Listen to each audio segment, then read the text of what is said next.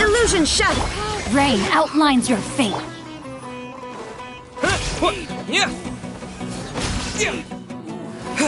Propagate!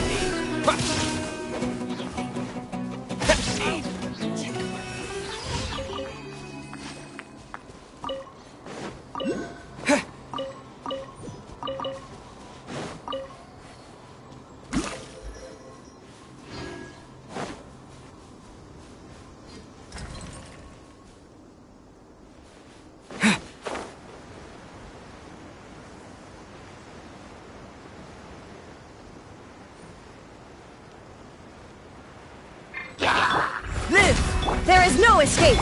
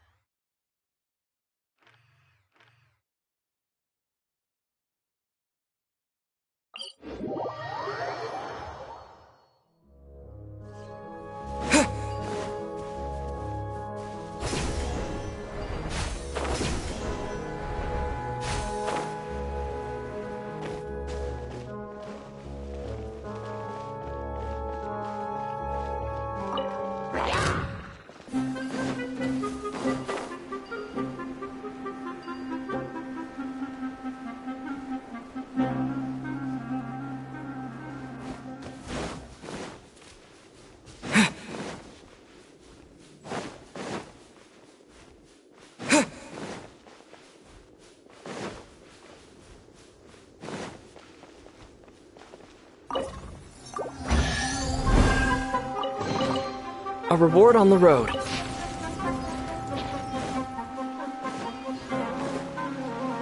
There you are, eavesdrop.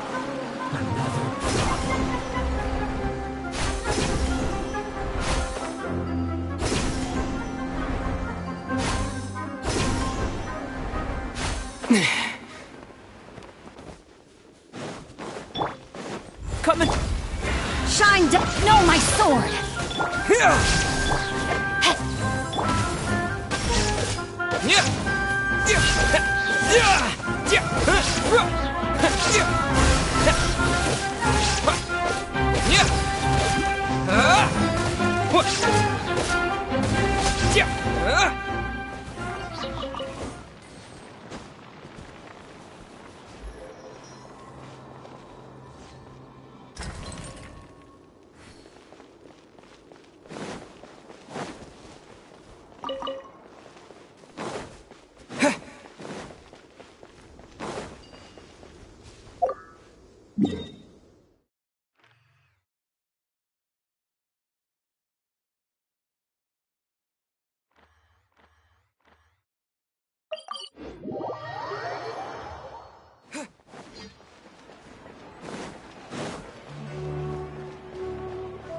Add astro.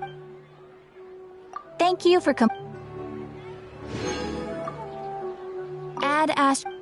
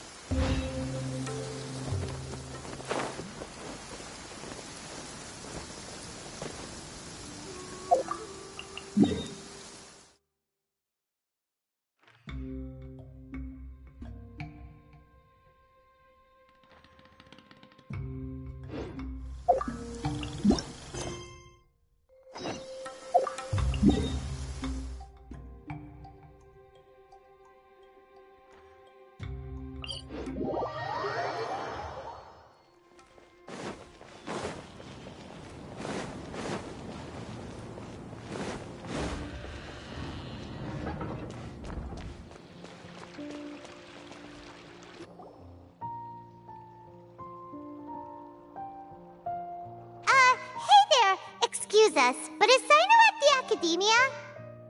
You two look familiar. Are you friends of Mahamatra Sino?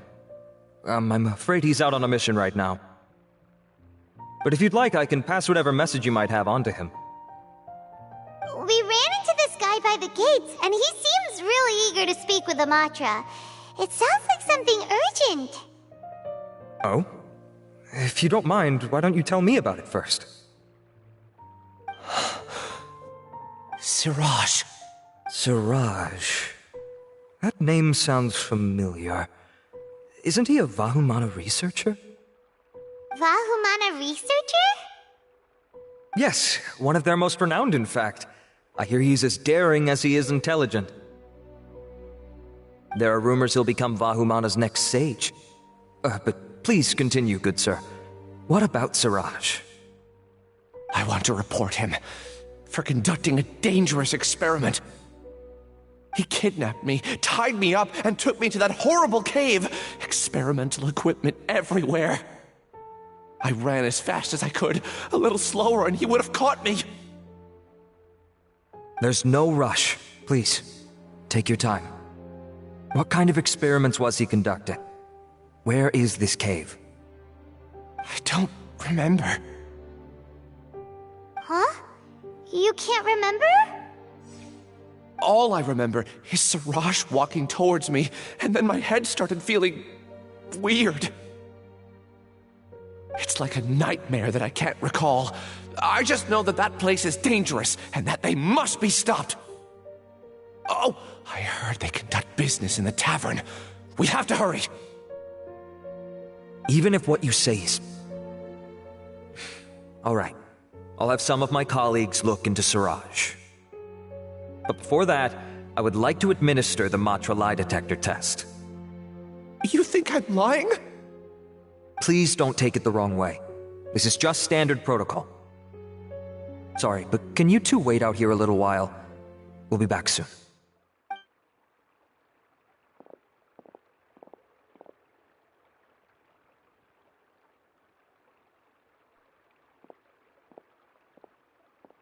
Huh? Alhaitham? Let me bring you up to speed. First things first, Ilyas passed the lie detector test. This indicates that what he said is highly credible. As such, we've decided to launch an investigation based on the leads he provided. Per protocol, this matter was reported to Acting Grand Sage Alhaitham. After hearing about it, he left a message for Mahamatra Sino and then asked to join the investigation. Huh.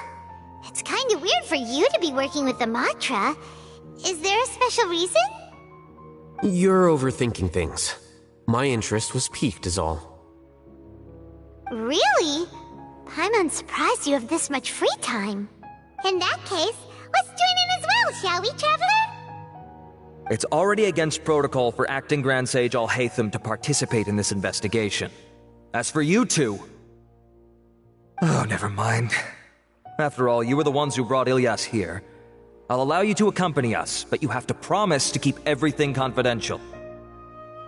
Don't you worry, our lips are sealed. All right, in that case, I'll fill you in on what we know so far. Ilyas claimed that Siraj will be conducting some business with a Kasharawar researcher at the tavern. This is one of his few clear memories. It seems he stumbled upon this information while escaping. Incidentally, Siraj isn't at the academia right now. He applied for long-term off-site research 1 month ago. It's close to the time that Ilyas had given, so we've decided to head to the tavern and investigate any suspicious persons. That's right. Arav, prepare to head out. You two, do as you will. Oh, come on! We already said that we're coming!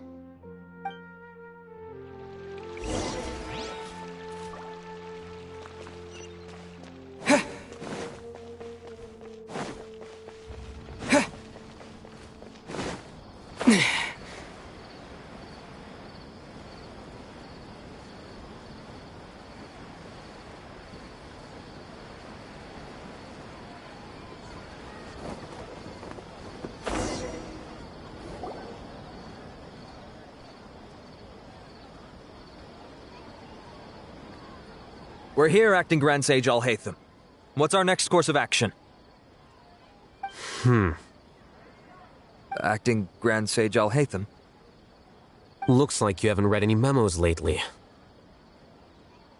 The new Academia decree clearly states that even a sage doesn't have the authority to interfere with the Matra's actions during an ongoing investigation. If your superior were here, he wouldn't be asking me what to do. Instead, he'd be telling me to stay out of the way. You're right. Understood. Then please wait here as we lock down the perimeter and search for suspicious persons. Ilyas, please stay here. Acting Grand Sage Alhaitham, I'll have to trouble you with the protection of our primary witness. Sure. Though I'd rather he just protect himself.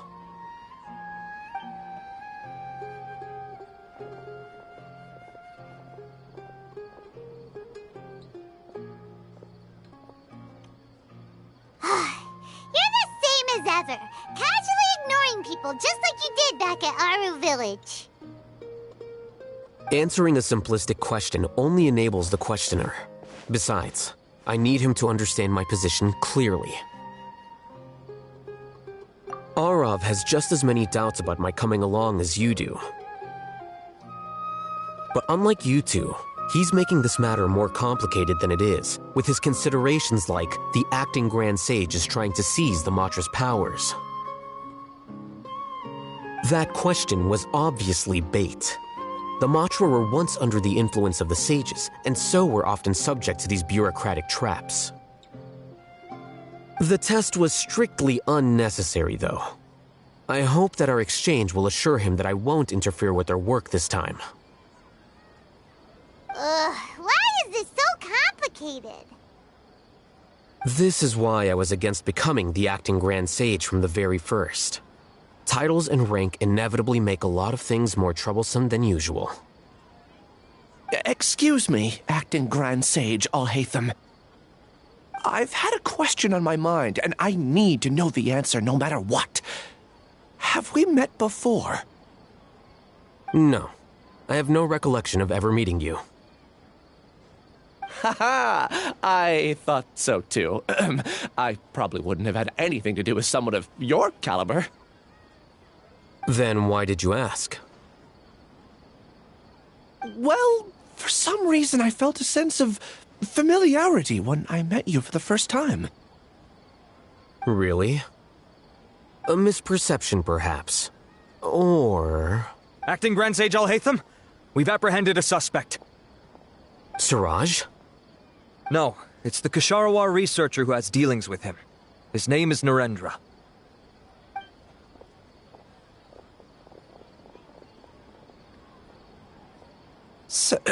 Acting Sage Alhaitham?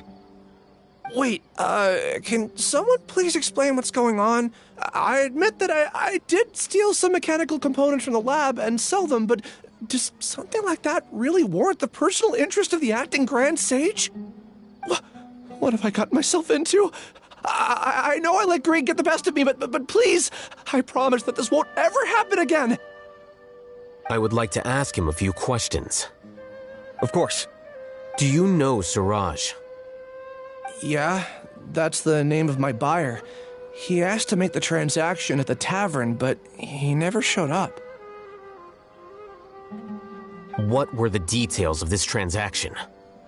He's doing some kind of experiment that seems to require many power generators and electrical components that can only be found in our project.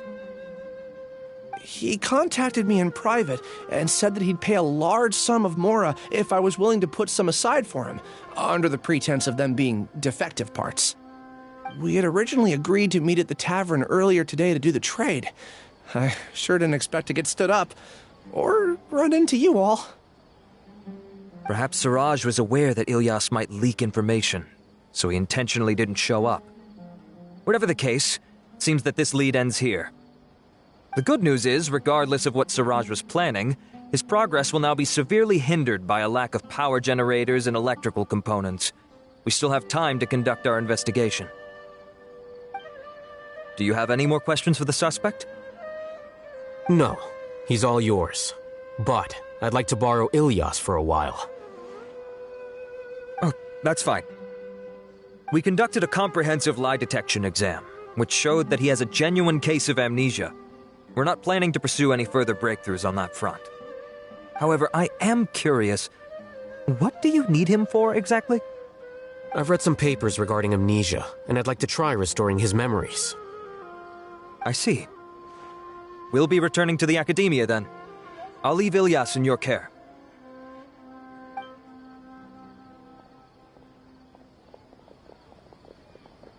Follow me.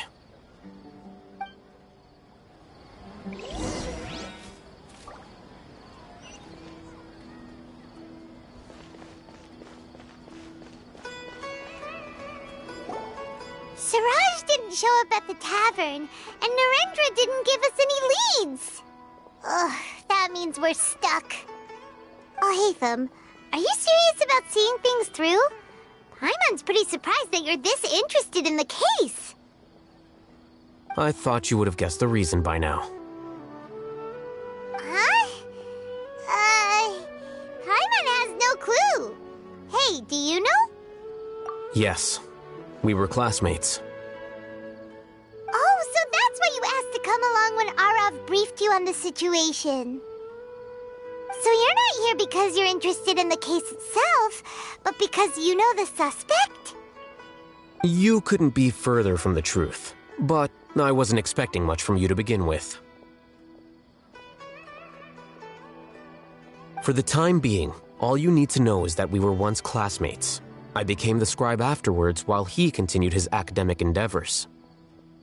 He submitted a thesis 1 year ago, and the Grand Sage at the time asked for my opinion. I did not approve of it because it committed one of the 6 cardinal sins by touching upon human evolution. From violating matters regarding human evolution to attempting the forbidden and fearing none, the 6 cardinal sins are the origin of all evil in this world. They are also what the sages use as a reference when formulating or amending the rules of the academia. My opinion was that Suraj's research was both overly naive and in violation of various core principles. The Grand Sage took some of my suggestions on board and ultimately decided to reject the application. So that's why he's buying energy sources and electrical components. He's most likely trying to circumvent the rules and conduct his experiment in secret. That sounds super suspicious. Oh, we gotta stop him.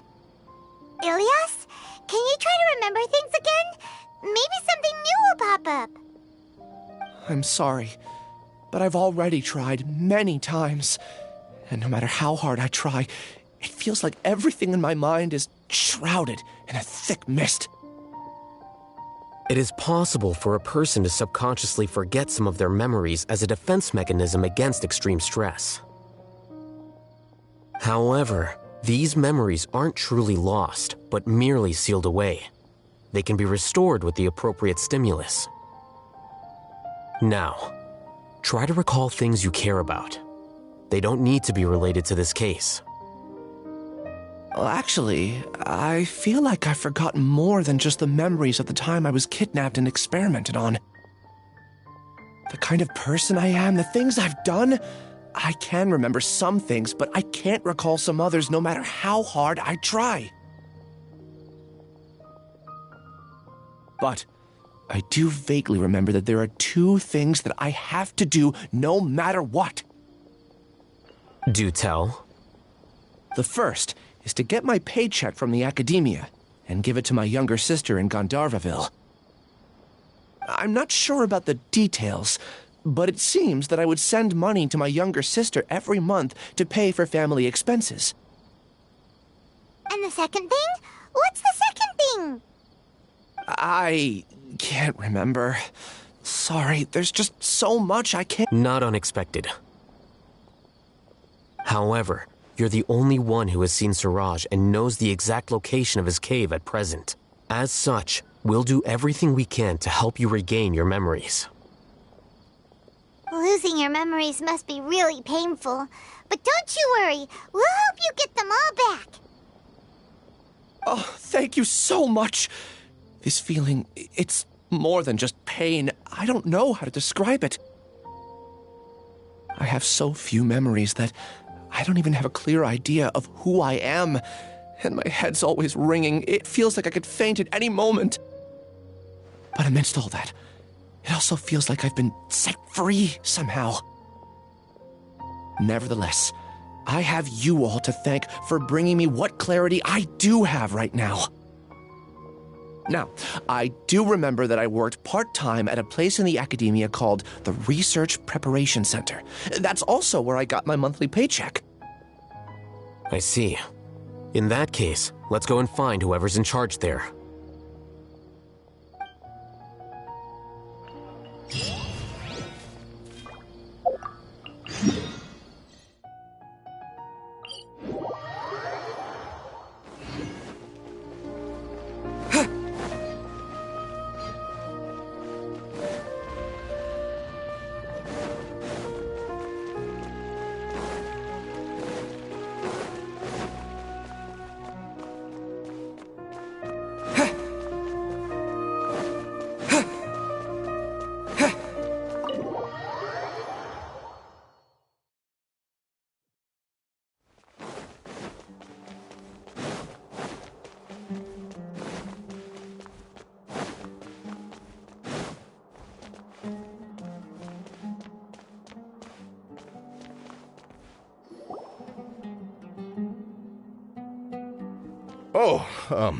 Acting Grand Sage Alhaitham. I've sent this period's research expenses report to your office. Have you taken a look? Are there any issues with it? I did. Recent research expenses have decreased quite a bit compared to past figures. Yes, though that is primarily because there are fewer scholars with research needs. But that can be a rather convoluted topic. Might I ask why you are here today? I believe you know this individual. His name is Ilyas. He worked part-time here, and he's here for his paycheck. Oh, yes, of course. Though, Ilyas, where have you been these past few days? That was our busy period, but then you disappeared without a word. Everyone had to pick up the slack. I'm sorry, something unexpected came up. But I know I've caused trouble for everyone. Is there anything I can do to make up for it? The other researchers have more or less finished your share of the work. However, there is one thing that is yet to be settled. Do you remember Chandra? You were in charge of following up on his off-site research application. He retracted his application a few days ago and canceled his off-site project. He's the 12th person to retract a research application this month. I'd like you to ask him why he did that. Chandra is probably having coffee at this hour, so you can find him at the cafe. Understood. Then, about my paycheck. I'll pay you in full once you return. However, make sure you don't disappear without saying anything again. Be considerate to your colleagues and give them some forewarning at least. Is this acceptable, Acting Grand Sage Alhaitham? I have no objections.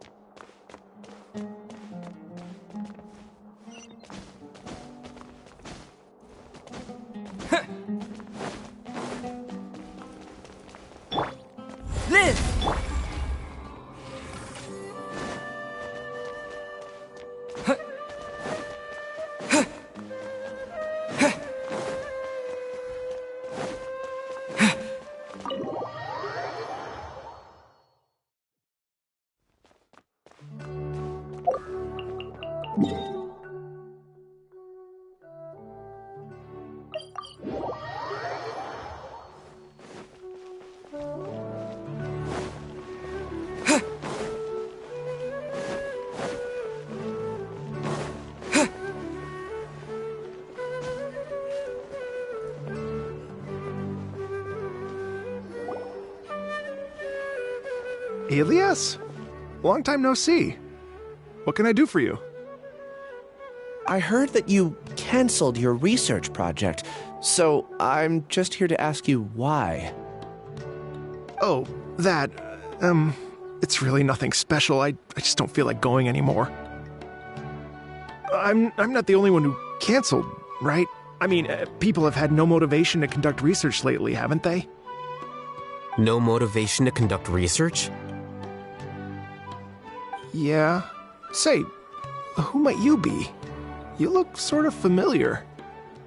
Oh, don't mind me. Please, continue. Well, with the downfall of the sages not long ago, many of the projects that they led were put on hold while they were being investigated. With the situation being so volatile, people are picking up random things to do to kill time. No one wants to risk starting any new research until it's clear how things will pan out in the future. When you say how things will pan out, you actually mean what the new sages would have interest in, right? Wow, talk about blunt. But that isn't the only reason for the lack of motivation to start new research. So what are the other reasons? Well, because the Akasha terminal shut down. I'm sure you're all aware that we require all kinds of knowledge to perform any of the research we do. Back then, the Akasha would respond to any of our requests for the knowledge we needed. It was beyond convenient. We didn't have to spend an extended amount of time studying, so we were able to immediately run various tests and experiments. I see. You get it, right? After having had a taste of something so amazing, who can be bothered to manually sift through data and files ever again? There are only a handful of people at the academia who are starting new projects or performing research. Most people are like me, waiting for a recognized researcher to start a project before immediately applying to join. Although our names will be further down in the paper, we'll have a much easier time. We don't have to do most of the mental heavy lifting. All we have to do is focus on our assigned tasks.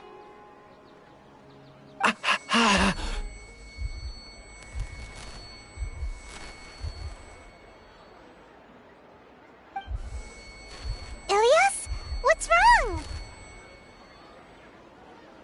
My head. It hurts.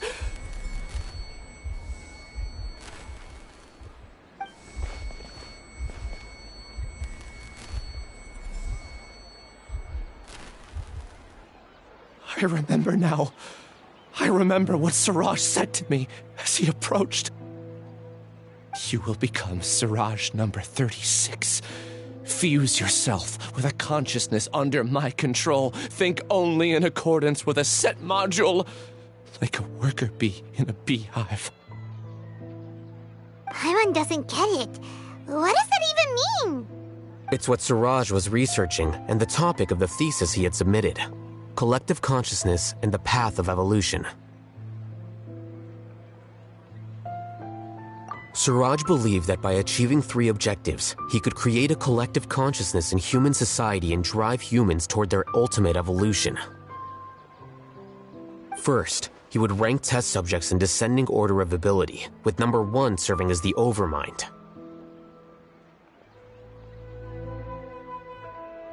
This overmind would then divide tasks into numerous modules and delegate them to the collective's members based on their assigned number. Lastly, members would share their memories and emotions to facilitate the rapid exchange of information within the collective. Paimon still doesn't get it. What's the point of all that? Think of it as linking many minds together and tailoring a given mind's assigned work based on its compatibility. Eventually, everyone's minds will be consolidated into a new form of existence that is both an individual and an organization. Siraj believes this collective consciousness is superior to individual humans. Whoa. Squishing a whole bunch of people together? Paimon thinks that sounds horrible. It's just as Alhaithams said. Siraj gave all the test subjects different numbers. Bigger numbers meant you had a lower rank, so your assigned tasks were less complex, such as being responsible for everyone's basic needs. Smaller numbers were ranked higher, so you'd be given more complex assignments like planning for the future. Siraj referred to me as number 36, and I think that was a low-ranking number.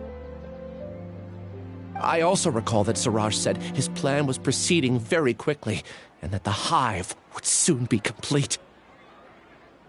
Oh no, then we gotta hurry! We have to stop him before it's complete! I tried my best, but that's all I can remember. I still can't recall where the cave is. I'm really sorry. Take your time. You'll eventually remember it all. However, something doesn't seem right.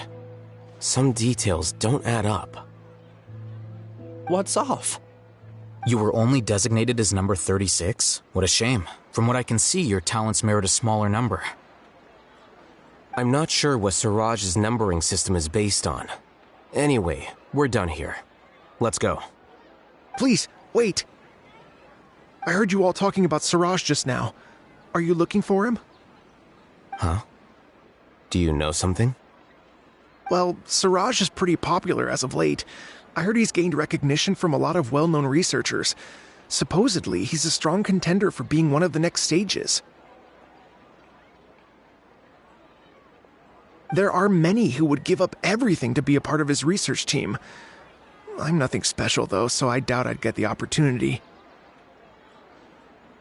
That said, I do know a researcher who received an invitation from Siraj but declined it. Her name is Janaki. If you're interested, you can try to find her. She's usually reading at the pavilion in the garden.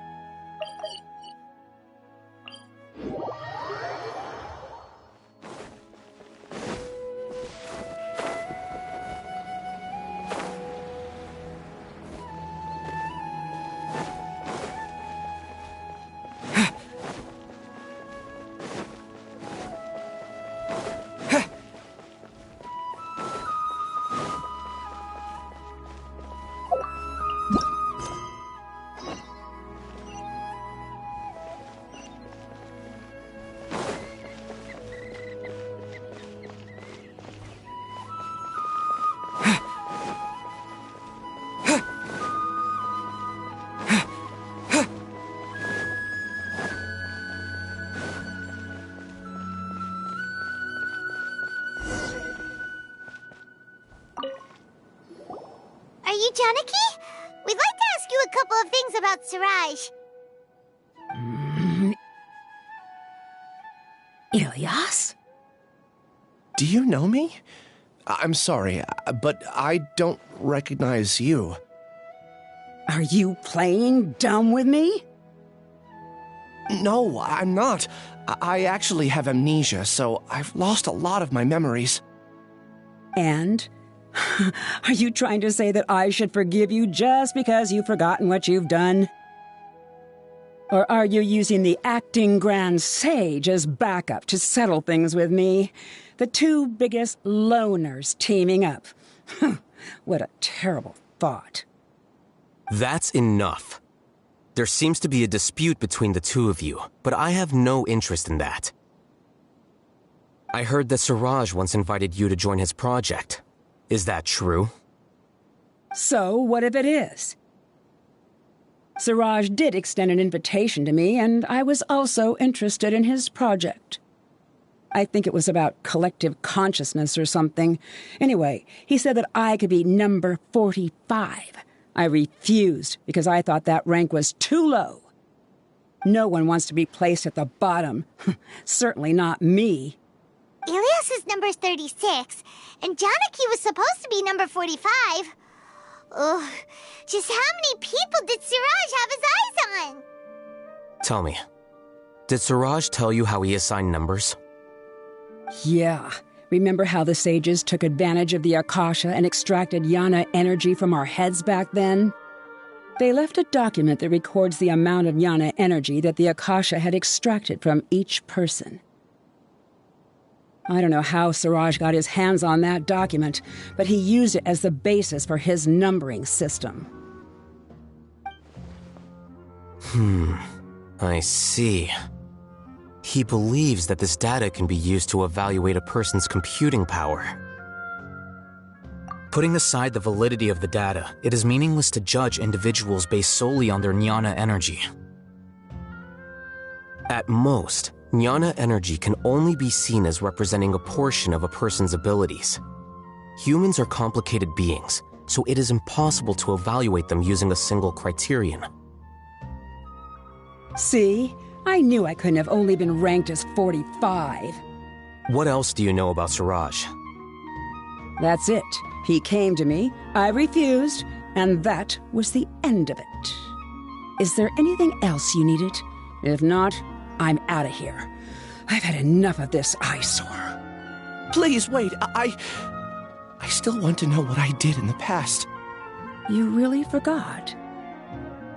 I swear, I don't remember. Paimon can vouch for him. The mantra also said that he truly lost his memories. I see. You know what? It's better this way. I get angry just thinking about it, so I really don't have the patience to fill you in. All you need to know is that you got a lot of people in trouble back then, including me. That's all I have to say. Goodbye.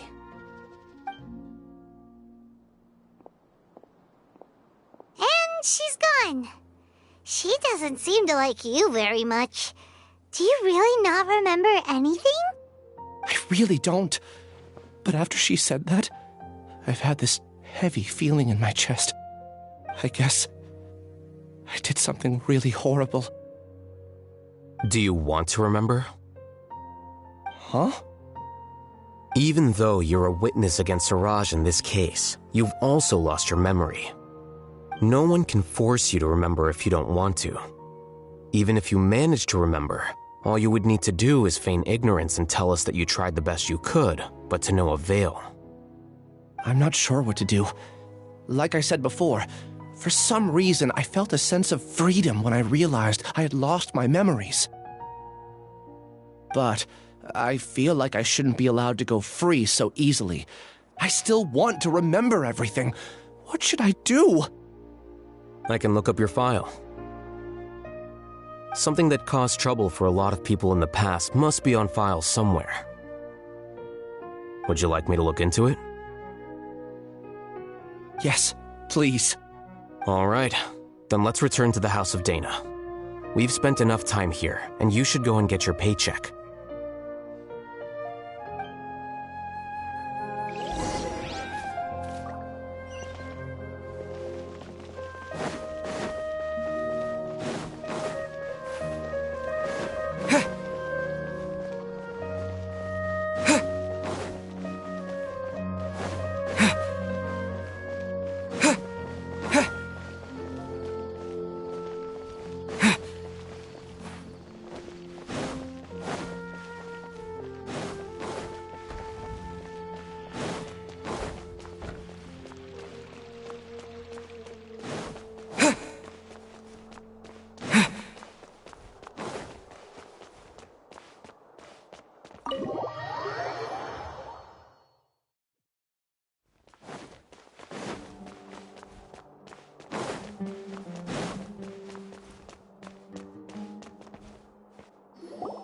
Let's split up for now.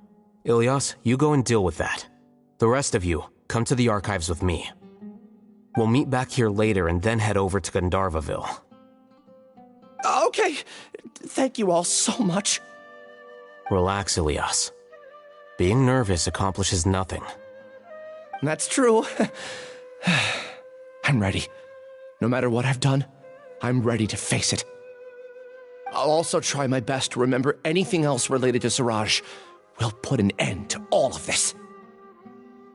I'm holding you to that. See you later.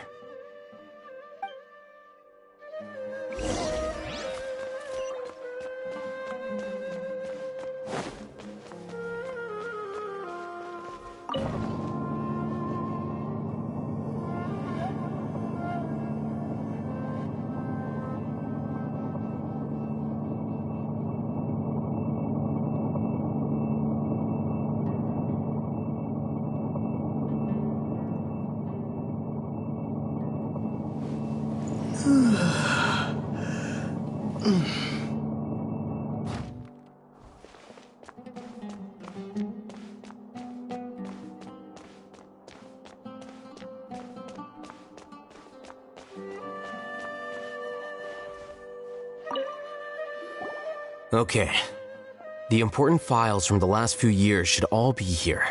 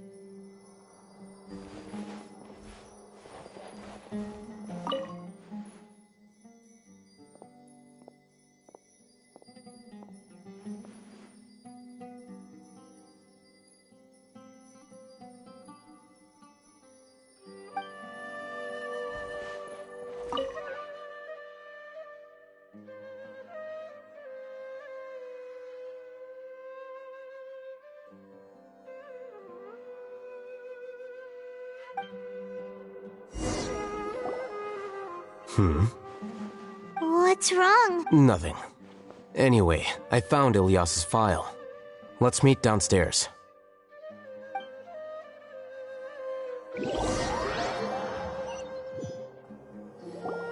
What have I done?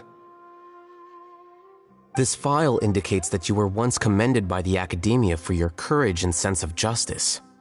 You were considered a hero. Huh? Me? Yes. Your instructor was engaging in academic fraud, and you were the one who reported him. Your report was found to be true after a series of investigations, and your instructor was brought to justice by the Matra. This incident caused quite the commotion, and the academia sent you a commendation.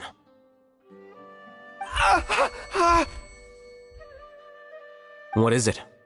Are any memories coming back to you? No, it's just... my head feels like it's being ripped apart again. It hurts. Did I seriously do that? Then why? Let's put this matter aside for now. It isn't directly related to Siraj, so there's no need to push yourself over it. I'm sorry. That should have been something good to hear, but my body is instinctively rejecting it. I feel like I'll black out if I try to remember. Take it slow. Recovering memories is no easy task, especially when it involves memories that you don't want to remember. Just do what you think is right. Thank you.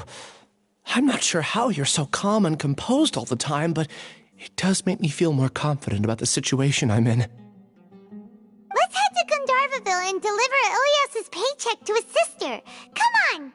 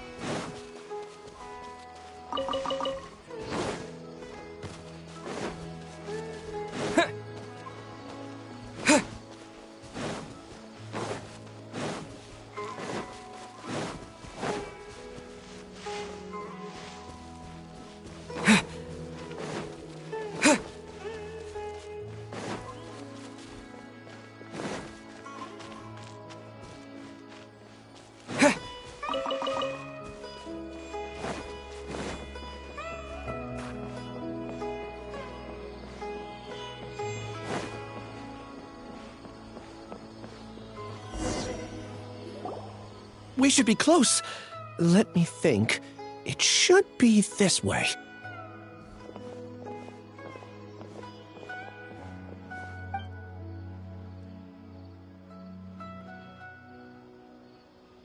Ilyas, what are you doing back here?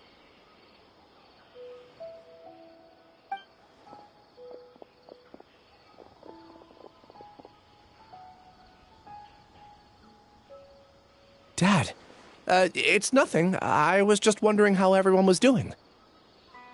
You sure everything's okay? Did they bully you again? It's all right. You can tell us.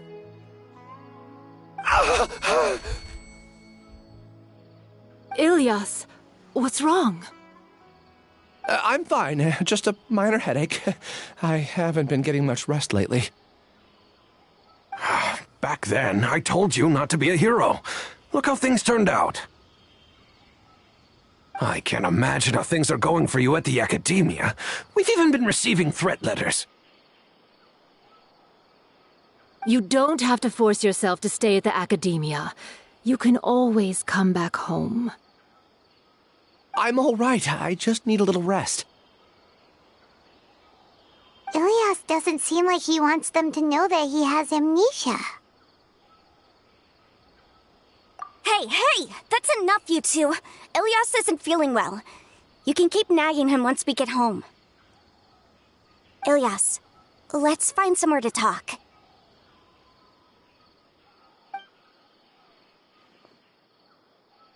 So, how's your headache? It's much better now. Oh, here. It's this month's paycheck. How's everything at home? Same old, same old. It's just that everyone's worried about you. Don't mind their nagging. Deep down, they know that you did the right thing.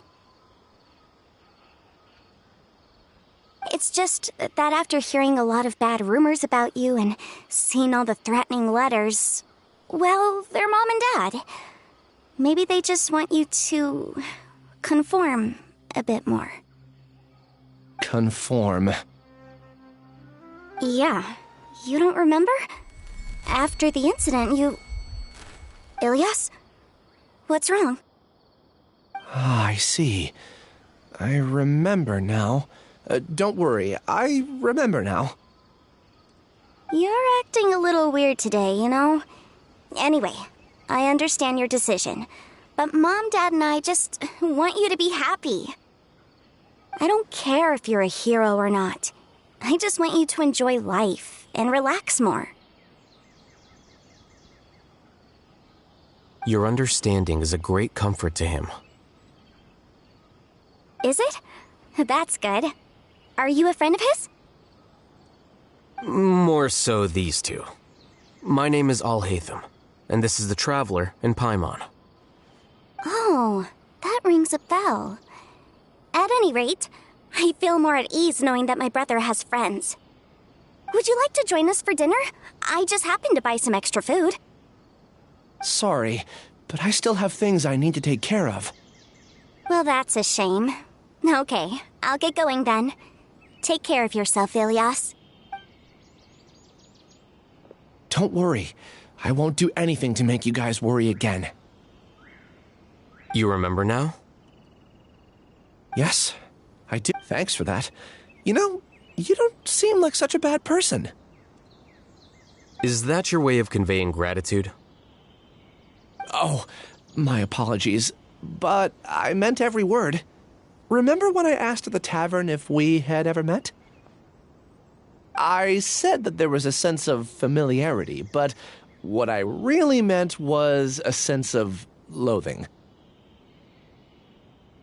Loathing? Yeah, but having spent some time with you, I realized that you're not someone I dislike to that extent. Strange, isn't it? Why did I have those thoughts at that time? My strength is that I don't care about what others think.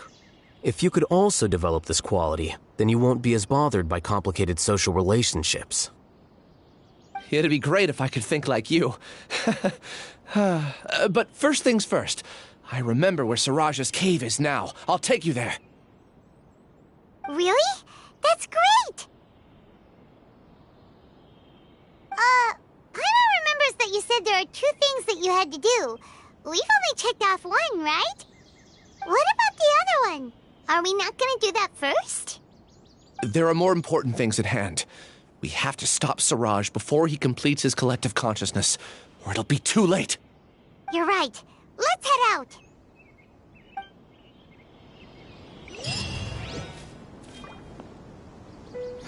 Rainforest is the best place to grab a drink with flame made back in the city.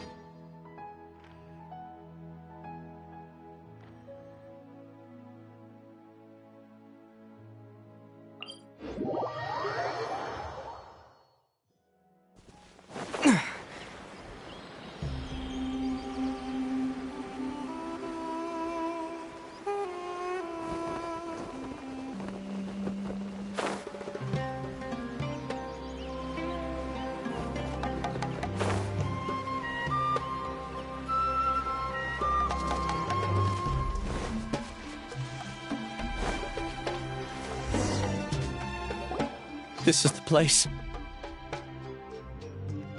It's so well hidden. But there's nothing spooky about it. Let's go inside and take a look.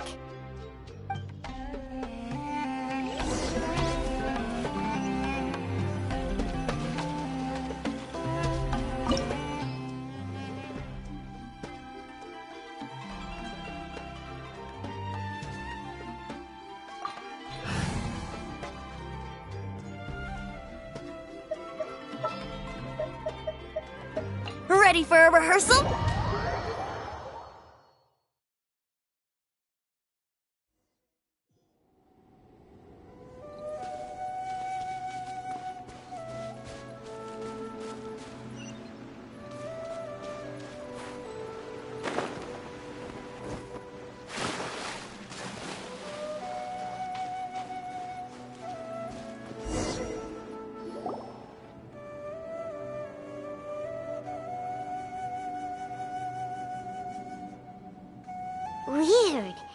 It's bigger on the inside than Paimon imagined. Are you sure it's still a work in progress? Ilias, do you remember this place? Huh? Ilias! Where? I don't sense him nearby. Did he get separated from us? Should we wait here or turn around and look for him? There's no need for that. Let's keep moving. Alright. We'll continue in and see if he catches up to us.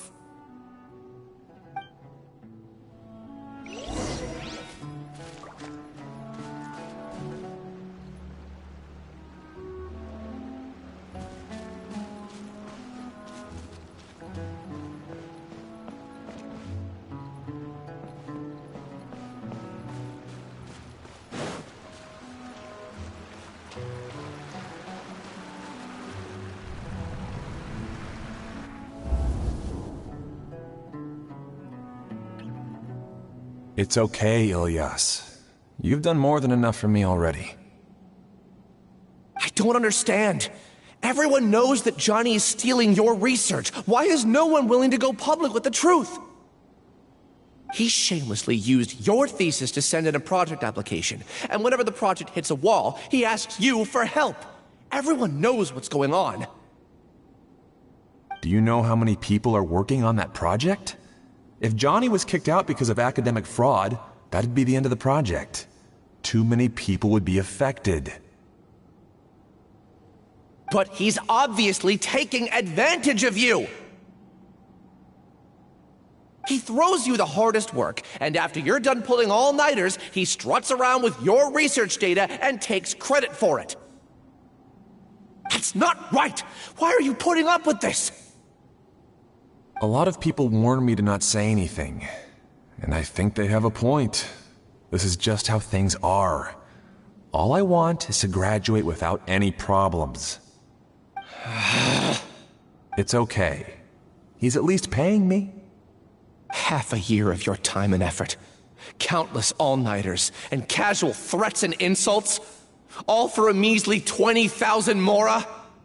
He's treating people like cattle. Enough. It's fine.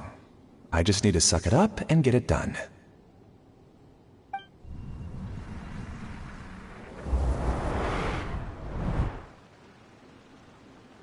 What's the matter? Huh? You could read minds this whole time and you never told Paimon? Of course not. I was also able to see those memories just now. They were probably the ones that leaked out while Ilias was connecting to the collective consciousness. Connecting collective consciousness? It's clear that this place isn't a work in progress. The hive has long been finished. The collective consciousness project is already complete, and Ilias is now returning to the collective. Not entirely. Keep walking and you'll see why.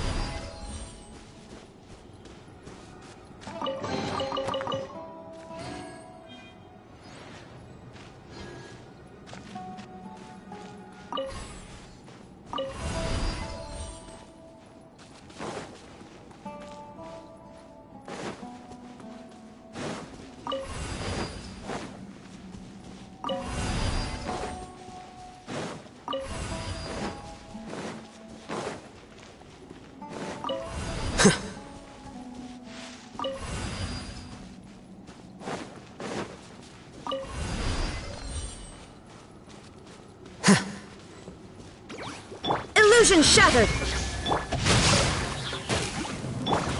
Here you are. How bold. Yeah.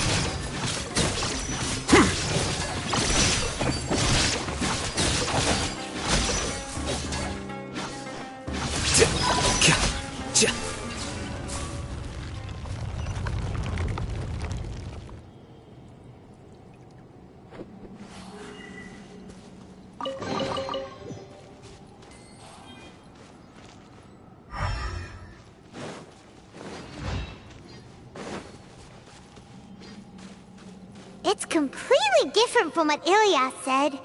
This place looks like it's been done for a while.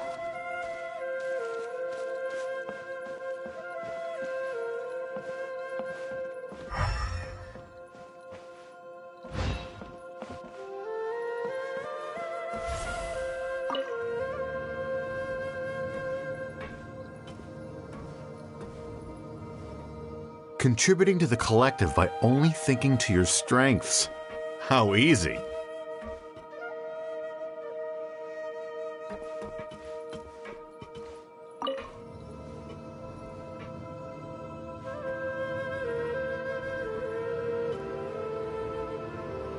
Alhaitham.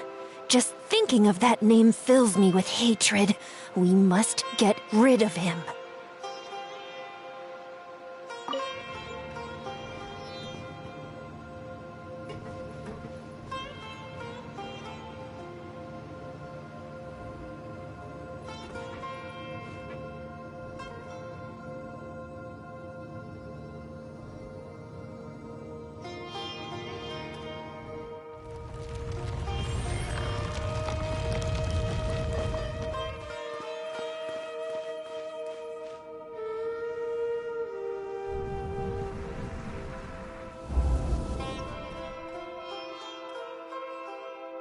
An entire year's worth of work down the drain. And for what? Your reputation? Do you have any idea how many people you've brought down? You could have played hero any time, so why couldn't you have waited until the project was complete? I don't understand what you guys are saying.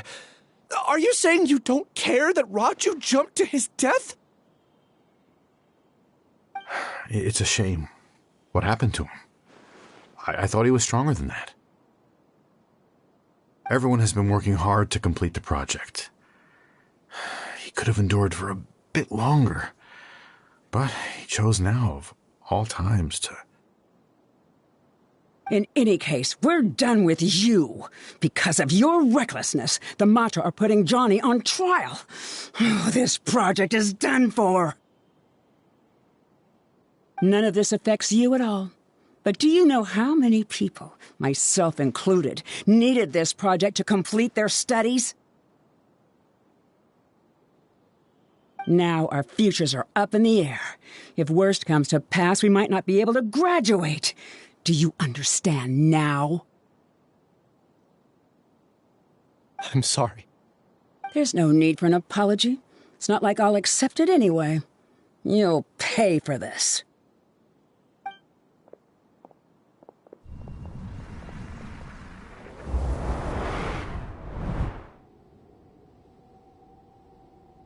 Hey, you're blinking out again. What did you see this time? Don't jump to conclusions just yet. Save your words for when we see him.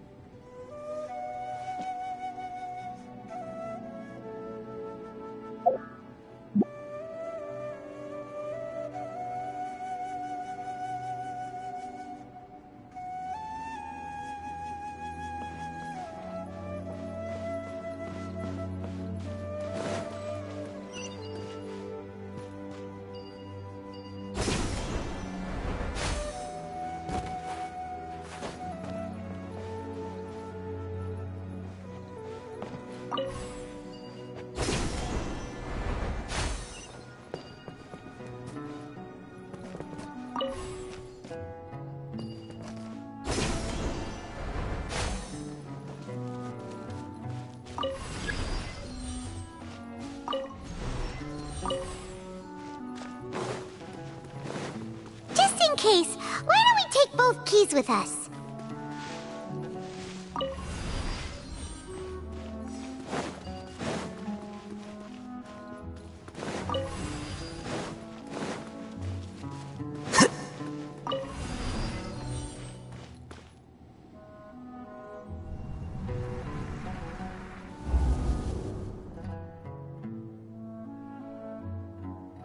Alias, this is all very strange. Is there really no research group that will take you?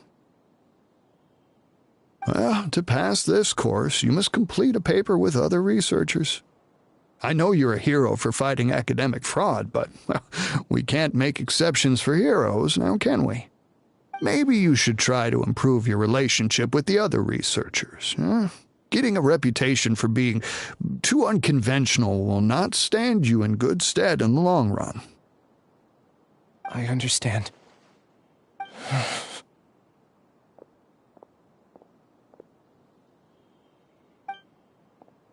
You seem troubled. Who are you? Where are my manners? My name is Siraj. Siraj? I've heard of you before. Do you need something from me? The world hates people who don't fit in. I imagine you've had your fair share of trouble. After you reported Johnny for academic fraud, you were ostracized and shunned. Even your family can't understand your actions. However, I'm working on some research that will help you merge into a collective. That way, your life won't be so dolorous. How about it? Want to have a go?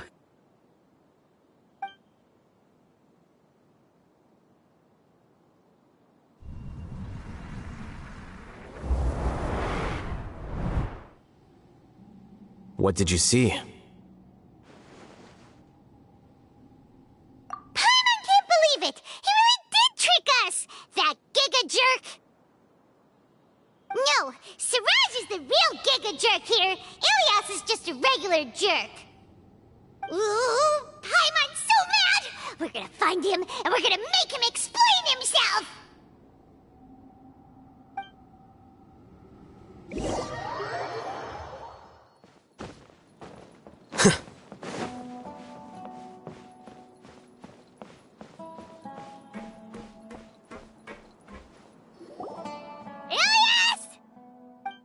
You've come. I intentionally slowed my integration into the collective consciousness because I wanted to see you one last time as Ilias. And I wanted to apologize to you as him. It was only at Gandharvaville that the second thing I must do occurred to me. Bring you all here. To throw off the Matra and bring Alhaitham to the hive. That was my task as Siraj number 36. You were already Siraj number 36? But you passed the Matra's lie detector test! Yes, I truly did forget many things during that time, even my identity and assigned responsibilities. However, it's not that I got scared and forgot. I chose to delete those memories. It's difficult to fool Alhaitham, so I had to create the perfect guise for myself. And the best guise is when you believe your own lies. Correct. I only told you that the hive was incomplete because I had deleted my memories of its completion. It was finished a long time ago. Before I left, I was already living as number 36. Now, I choose to return to that identity. Only here can I be truly free. That's all I wanted to say. After I enter this room, my consciousness will merge back into the collective. And so, this is goodbye. Is this your decision? Yeah, the person we know is Ilias, not Siraj number 36. The outside world is painful sometimes, but Paimon doesn't think that's a reason to run away. Do you need more time to consider, Ilias? Hey, who are... That is Siraj. So you're that giga jerk! Giga jerk? How bold of you. Have I done something to offend you?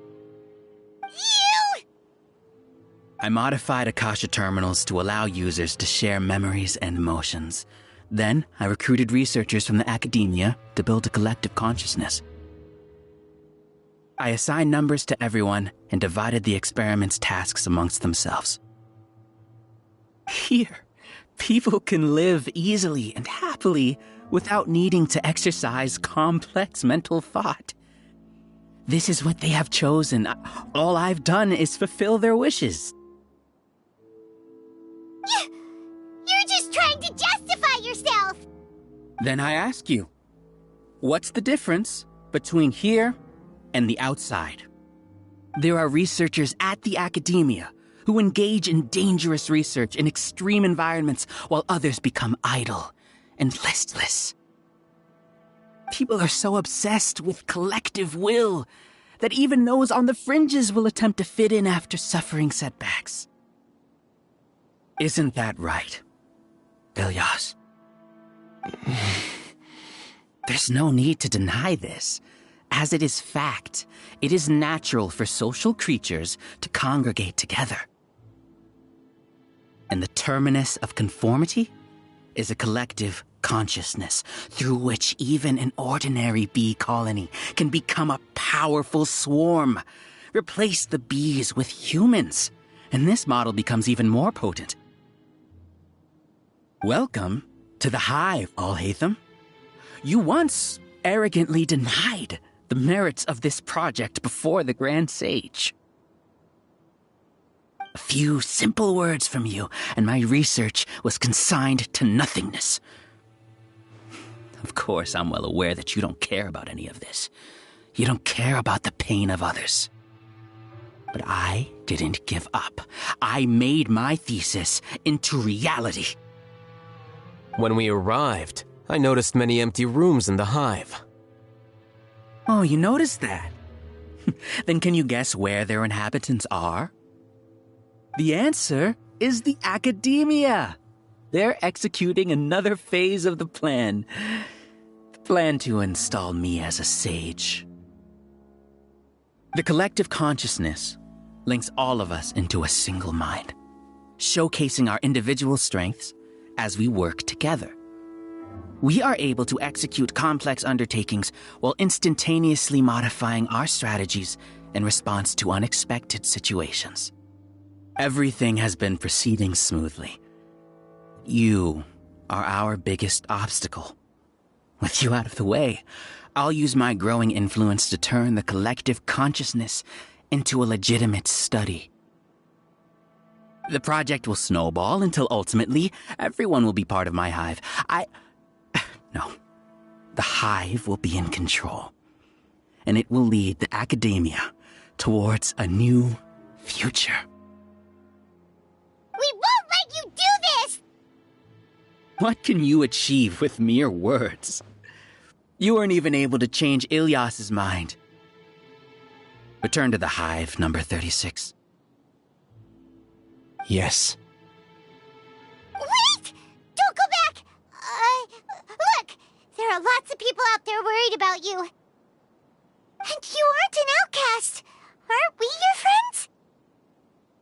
That's easy for you to say, given that you're travelers.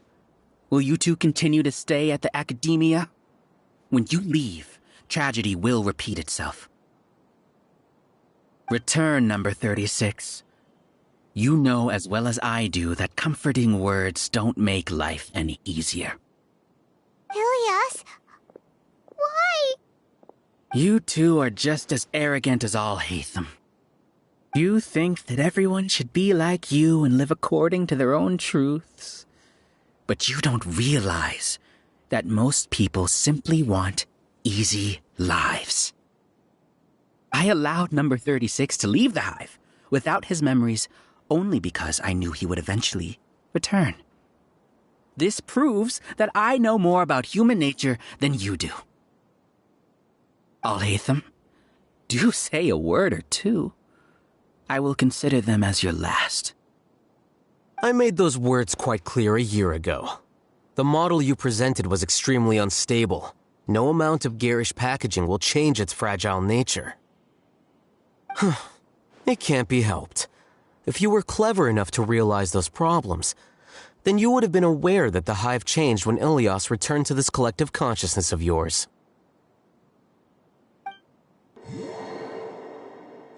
What?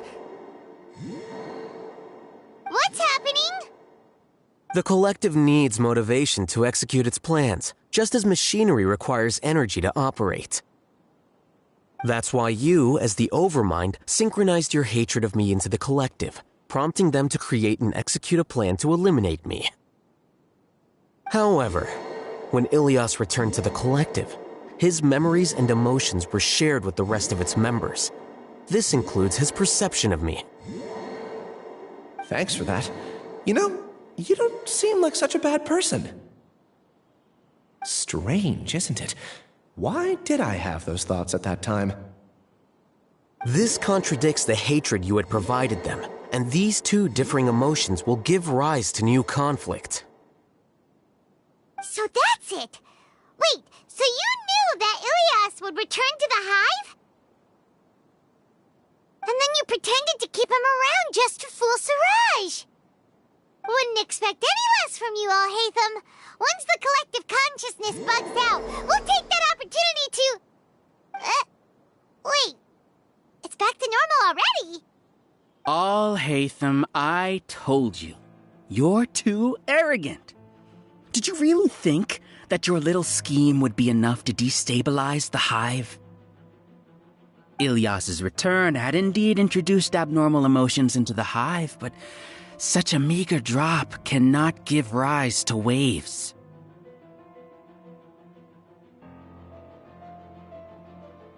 Your struggle has been in vain, and it's time to end it. Allow me to show you what makes the collective consciousness so formidable.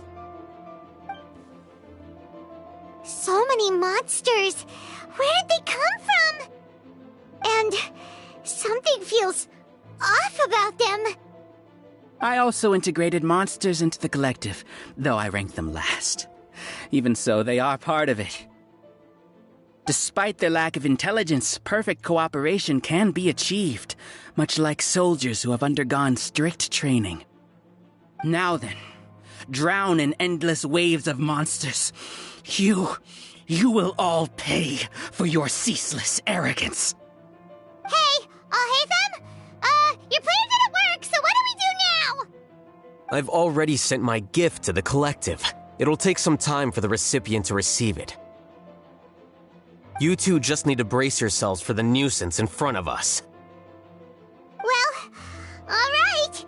Paimon doesn't know how you get so confident, but we'll hold them off for as long as we can.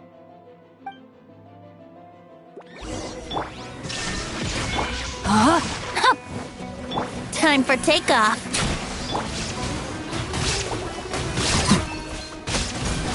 Alhaitham isn't that bad of a person.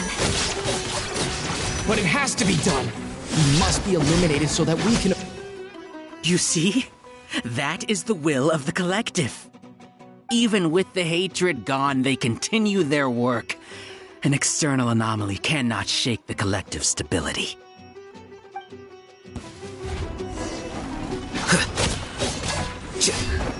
Shine down! Rain outlines your fate.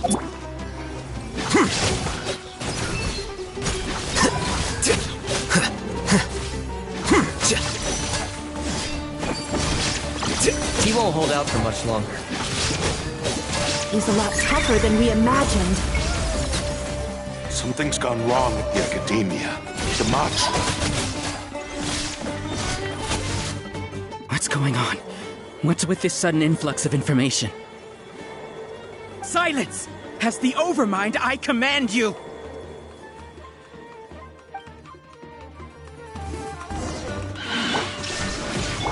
Think you can get away?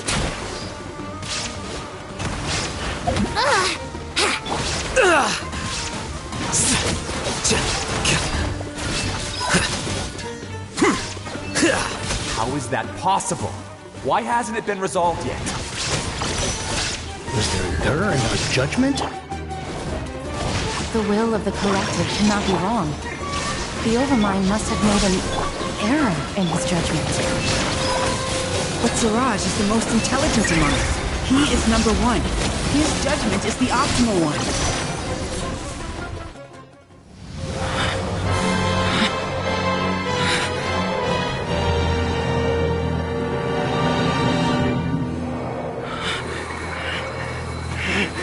What have you done?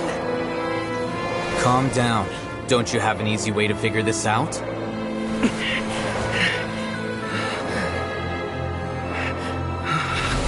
You were only designated as number 36? What a shame. From what I can see, your talents merit a smaller number. Putting aside the validity of the data, it is meaningless to judge individuals based solely on their jnana energy. What you said to Ilias has now become a memory shared by all members of the Hive. I see it now! You've channeled and amplified their selfish desires! You're trying to destroy my hive from the inside out! Human minds are not infinitely pliable, and your hive has stretched many of them to their limit. Once your authority as Overmind starts to wane, it won't be long before your subjects snap back. Is it worth living here like a machine? Being a tool for the rest of my life? As soon as one person begins to have these thoughts, selfishness, doubt, and fear will propagate, thanks to the web of consciousness that you built. At this stage, your so-called hive has already fallen. It's not over yet. I am the Overmind! There has to be a way!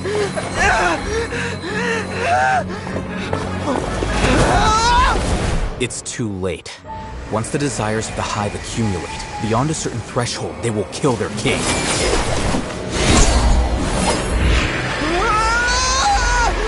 wouldn't have suffered such a disgraceful defeat if I was the Overmind. My number shouldn't be so far down the list! Suraj is alive! This isn't what we agreed to! I should be the one in your position!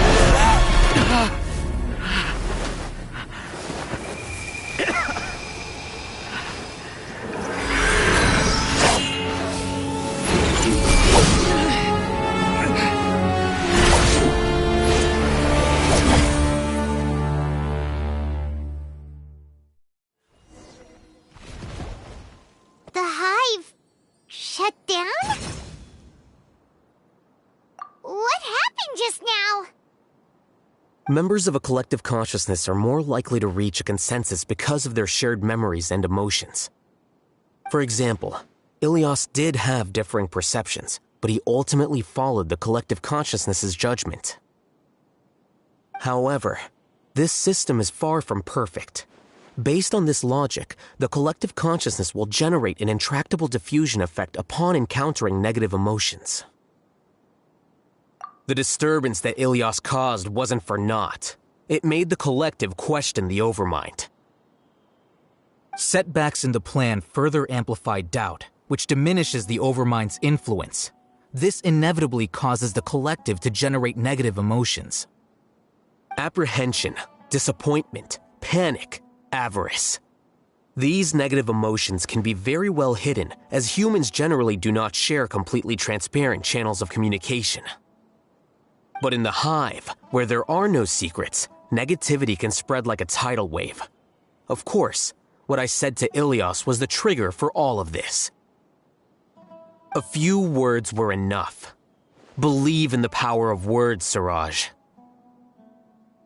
You were already thinking of a way to destroy the collective consciousness, even back then. You knew that Ilias was the bait all along? But how did you know? Since when? I knew it from the moment I saw him. Moreover, I never looked down on you. My opinion of you has always been objective. You have a naive view towards the concepts of collective consciousness and human evolution, but you are intelligent and disciplined. You would never let a test subject escape.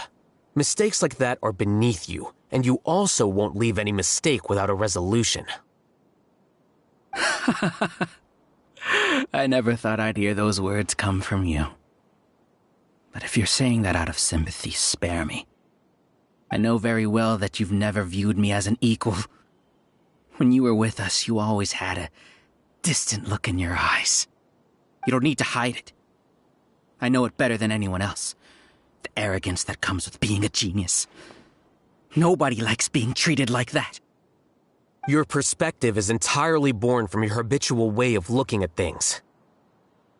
From your perspective, you probably think I'm like you, someone who doesn't fit in. However, I've never placed myself on a pedestal. I just want to distance myself from meaningless noise and look at everything objectively. On the other hand, you have failed to come to terms with who you truly are. You care too much about winning and how others perceive you. You mean to say that I'm the arrogant one here? Is that not so? Arrogant and emotionally fragile. You view people as a simple, mediocre collective, while you regard me as one of your kind. Regardless, I have lost. You can take me back to the academia to stand trial. You will stand trial, yes. But arresting people isn't in my job description. I'm just an ordinary staff member. I believe it is the General Mahamatra's duty to escort you away. Sino? What are you doing here? I followed the symbols. Looks like things have already been settled.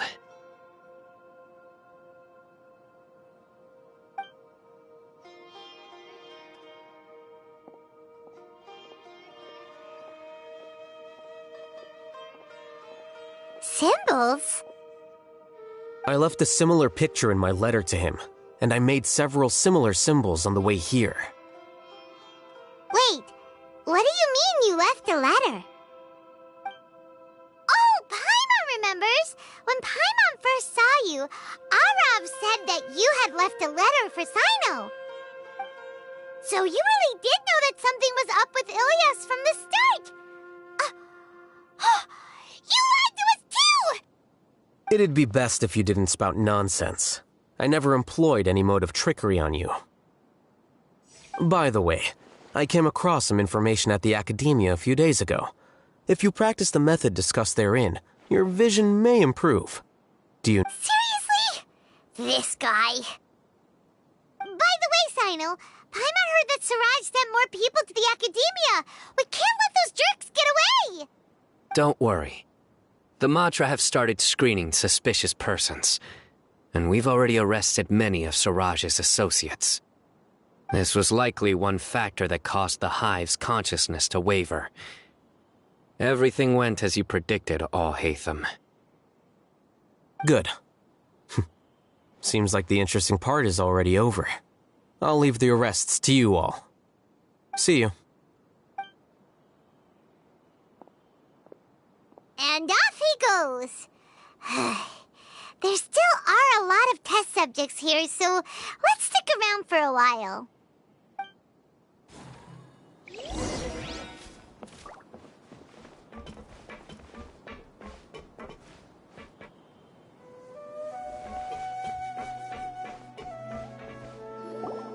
Oh no. Oh no.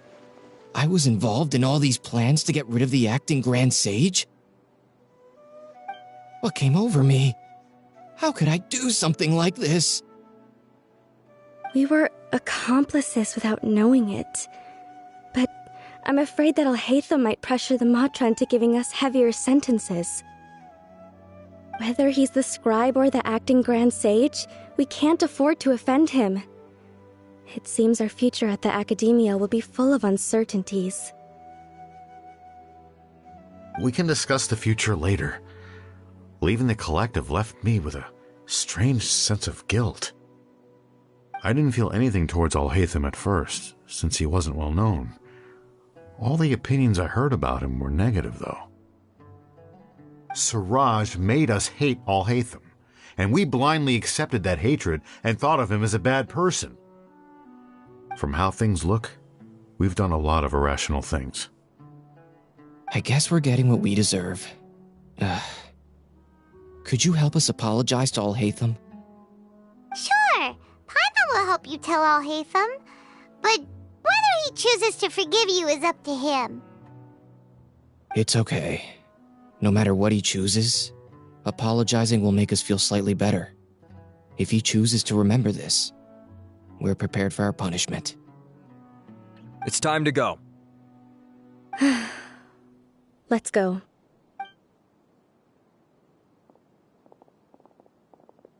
So, were they all duped?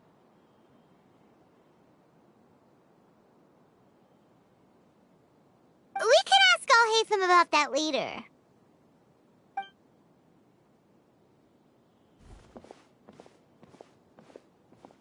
Looks like I can't exist as Siraj number 36. Yet, my life as Ilyas goes on. When I was at Gandharvaville, I thought about whether I should just come forward with the truth. But I didn't have the courage then. So in the end, I lost my sense of justice. But I also wasn't able to conform. Ilyas? Don't be sad. I'm the one who deceived you.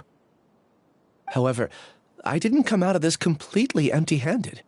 The moment the hive collapsed, I realized that the collective I was always trying to fit into wasn't as powerful as I had imagined. Understanding that gave me courage somehow. Perhaps one day I could be just like Alhaitham and not care about what anyone else thinks. You can do it. Paimon believes in you. Thanks. Well, I should get going. I'm one of the primary suspects in the case, so I'll have to receive my due punishment. Can you keep this a secret from my parents and my sister? I just don't want them to worry. Also, please apologize to Alhaitham for me. Goodbye, you two.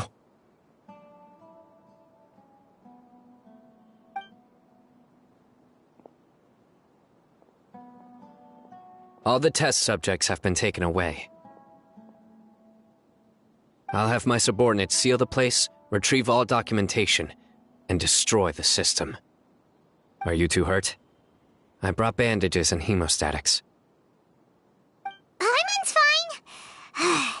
Just a little tired. Get some rest. Alhaitham is probably waiting for you at the entrance. Go see him when you're done here. Watch out for any of Siraj's associates who might still be in hiding.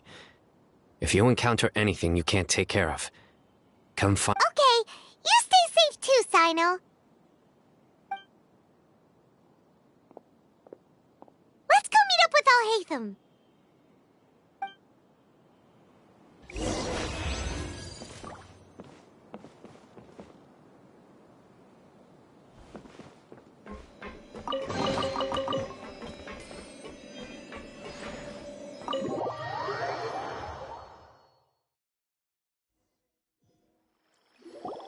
The matter's settled.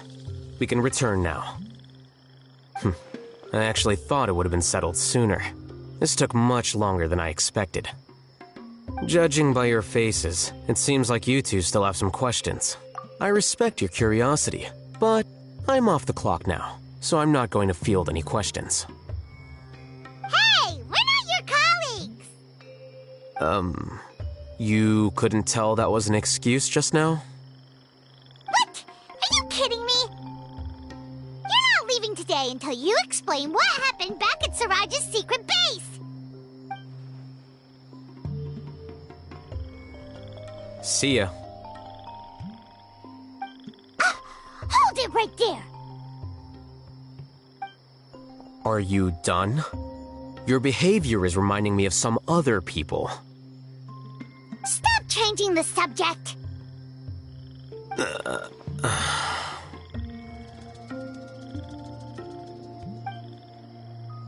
It's too much of a hassle to explain everything from the top. You know what? Come with me. Where to? You'll know when we get there.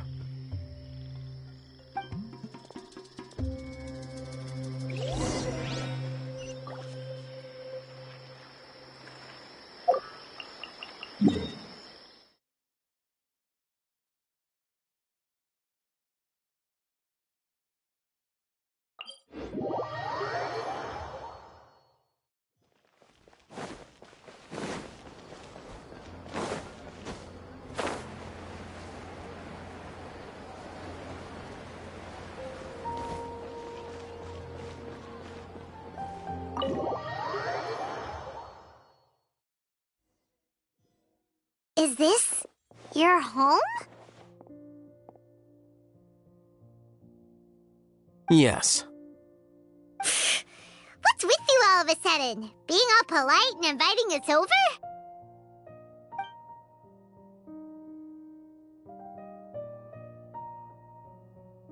Ah, you're back. Quick, come help me see if this painting's all straightened. Huh? Who are they?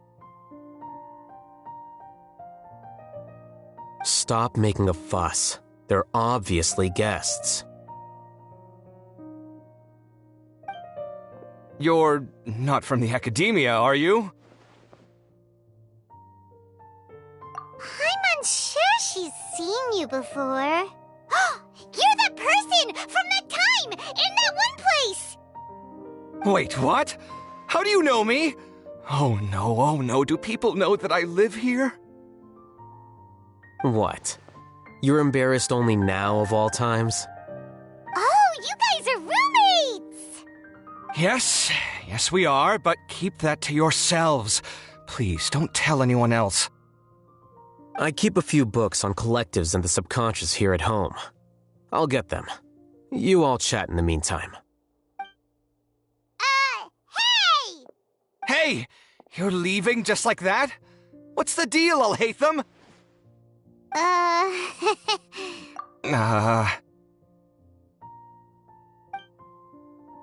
Sorry, I know we've only just met, but I have to ask. Are you, you wouldn't happen to be actors that Alhaitham hired to pretend to be his friends, would you? What? Guess not. I've never seen him invite friends home before, so please excuse my surprise. You guys get it, right? You know, with his temperament and stuff. But aren't you his friend? I wouldn't say friends exactly. Okay, well, we used to be, but we're not anymore. Huh? Don't worry about it. My name is Kaveh. I'm sorry to have met you under these circumstances. Anyway, please don't say anything about me living here. You seem like you got a lot going on. So maybe Samora will make Paimon shut up. Are you serious? How could you... of course. You're Alhaitham's friends. What? That was a normal response. You exposed your own weakness. Still, why do you have to treat me like he does? Judging by the deafening din coming from the living room, you all must be getting along quite well. Entertain your own friends, why don't you? I'll leave the books here.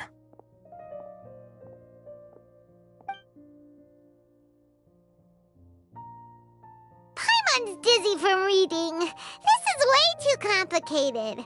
Why don't we just ask questions instead? Paimon wants to know, oh, how did you know about the collective consciousness's weakness?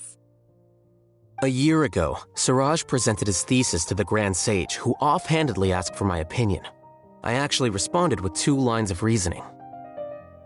The first, as I've already said, was that his research was on human evolution, a subject prohibited by the academia. The second was that I thought the direction of his research was too extreme, but his approach too conservative. Wait, that's too conservative? He built such a large lab, gathered all those people, and even tried to get rid of you! One way to stabilize a collective consciousness is to remove the test subject's humanity altogether. The optimal solution to achieve collective consciousness is to focus solely on the overmind and treat the other test subjects as tools. That's way too dangerous! You're not seriously considering that, are you? 'Cause, I'm merely stating the facts. If Siraj had done that, I would have felt his work to be just as senseless. It's impossible for any species to evolve overnight, and humans without their humanity cannot be called humans. That's why the academia prohibited research into human evolution. Most research of this kind tends to run contrary to evolution. Paimon gets it now. Ha! That's rich coming from you. If humans aren't humans without their humanity, then you'll probably evolve into some other species in another decade, I wager. What about you? Are you going to devolve into a fungus? At least I'd be a fungus with empathy. Sorry for eavesdropping, but what happened to you guys? Are you in trouble? Sort of. We encountered a strange researcher that had it out for us. Are you all okay?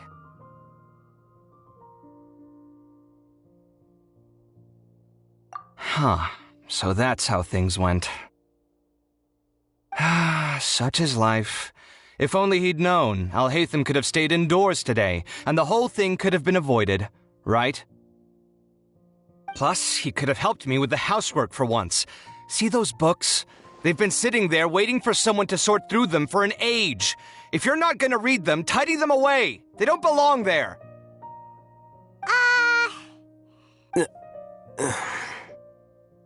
Can you feel the awkwardness in the air? I hope you're aware of your lack of conversational skills. Oh, so the pot's calling the kettle black, is he? Well, having said all that, are you okay? I'm doing quite well. Much better than that painting you're trying to hang on the wall. You don't understand anything. Stop criticizing my taste in decoration.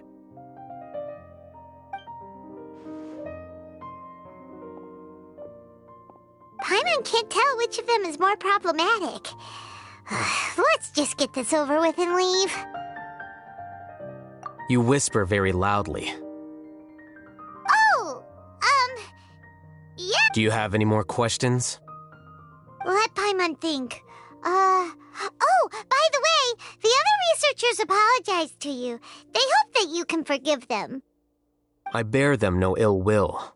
More accurately, I don't really care about what they think of me. To some extent, they were also fooled by Siraj. The Matra will take this into account at their trials. Ilias also said that he wanted to tell us the truth at Gandharvaville, but he didn't have the courage. He apologized to you, too. It doesn't matter. I never considered asking him to come forward with the truth. Judging from his experiences, he's more courageous than the average person. There's no need to lay even more criticism on him. Criticizing the brave only shows how weak you yourself are.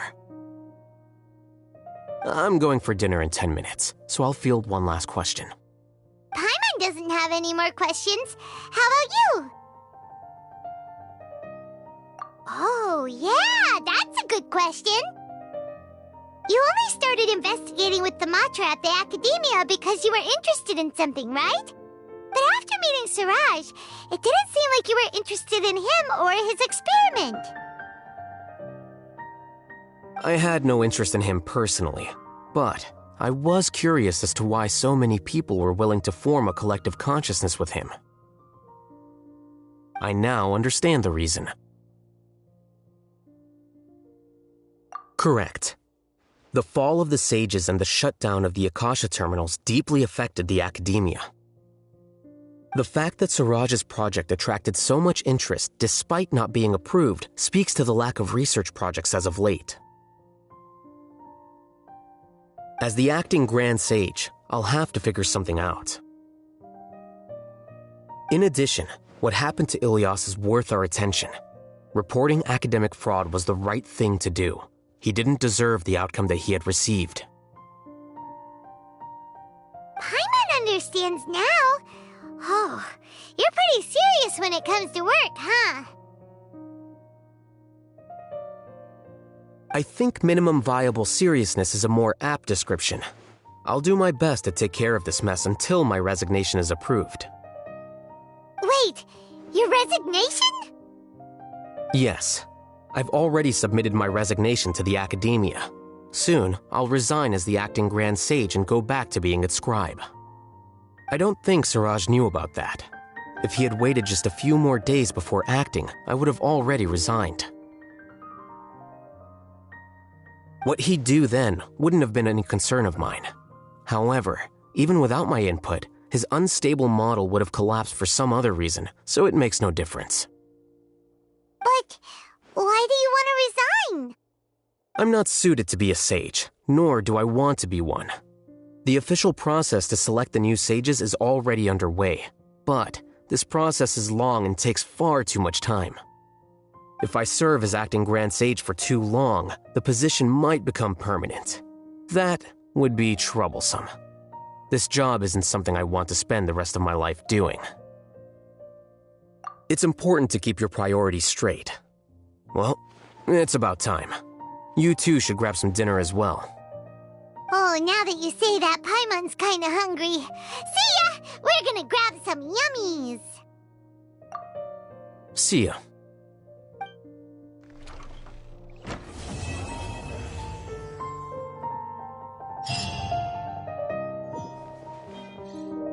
The name Siraj doesn't ring a bell.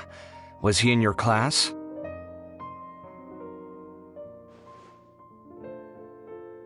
He isn't someone who would leave an impression, so it's expected that you don't remember him. I've always had a hard time appreciating the way that the academia pressures people by labeling them as geniuses. But even so, the academia can't be left to you. Or perhaps I should say that I'm delighted to see that you have a base amount of self-awareness.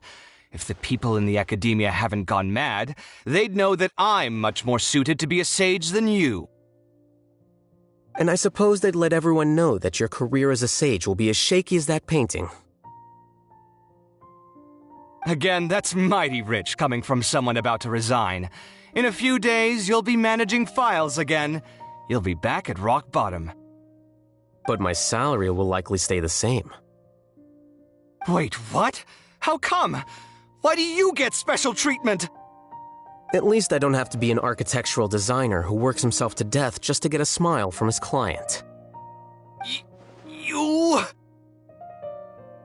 I took time out of my day to clean the living room for you, and this is the thanks I get for it? I'd have been better off catching up on my work. I still have designs to finish. Make sure to pay back the rent you owe me. I'm going to buy some furniture with that Mora. What? Are you trying to annoy me to death? The decorations you buy keep getting uglier and uglier. What's the point of having a boring wood carving in your house? You'll have to blame that on my financial freedom. Fine. Go ahead and hide behind your financial success if you want. But if we forget Mora for a second, do you have anything of true value to boast about? I think I'd have too many choices, to be honest. You, on the other hand, can you think of any redeeming features at all? Artistry, for sure. You don't know the first thing about interior design. Don't go off buying random furniture unless you take me with you. So I'll have to bring you along and then buy you drinks? Of course. But why would I do that? It would just be another form of a loan, and you'd have to pay me back eventually. Can't you just be nice and not ask for the Mora back? Pretending that you're not in debt is as ridiculous as pretending you're not living in someone else's home. Word will get out sooner or later. Speaking of which, your friends won't say anything, right? Tell them to keep all this a secret. There's no need to hide it so carefully. I think the truth's already out. You're such a lightweight that a few drinks at the tavern had you spilling all your beans. What? No, it can't be.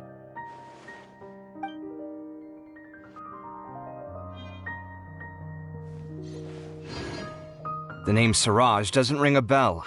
He isn't someone... I've always had a hard time appreciating the way that the academia pressures people by labeling them as geniuses.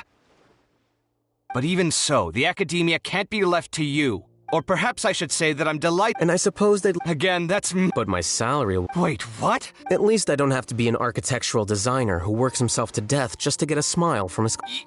You... I took time out of... Make sure to pay back the rent you owe me. I'm going to buy some... What? Are you trying to annoy me to... You'll have to blame that on my financial freedom. Fine. I think I'd have too many choices, to be honest. You, on the other hand, Can you think of any redeeming features? Artistry, So I'll have to bring you... Of course. But why would I do that? Can't you just be pretending that you're not... Speaking of which, your friends won't There's no need to hide. What?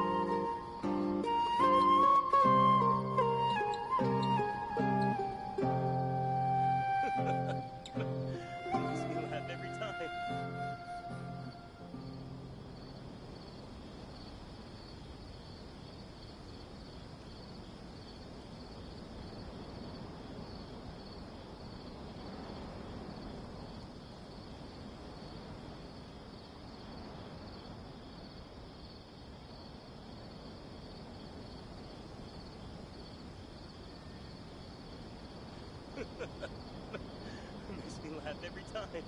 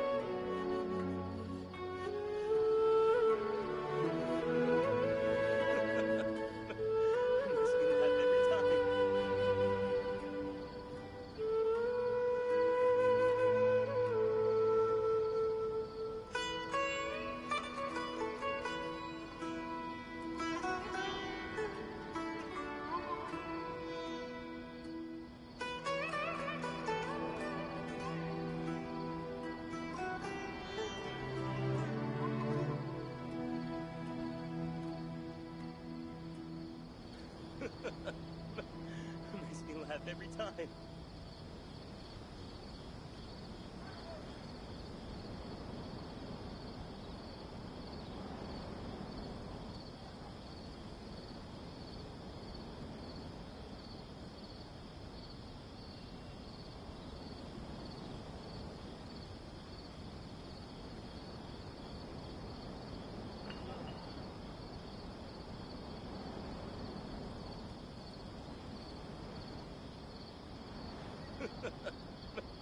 Makes me laugh every time.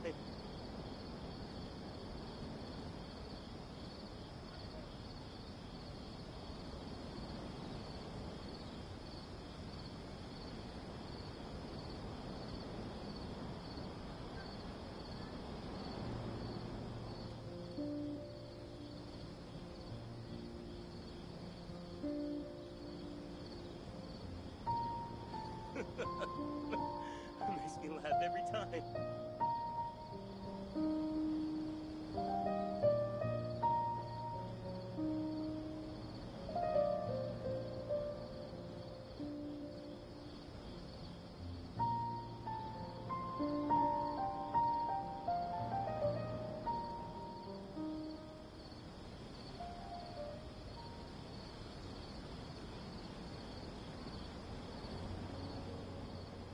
Makes me laugh every time.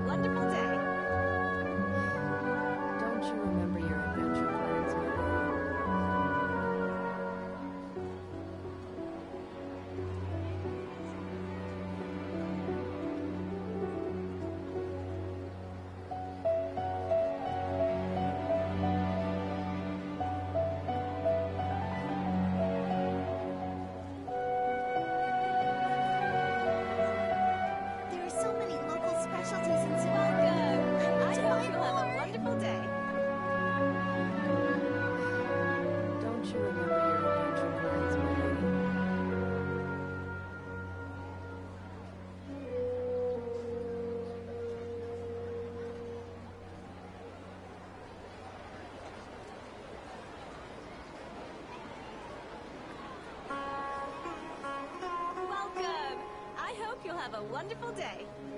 There are so many local specialties in Don't you remember your I want to buy more.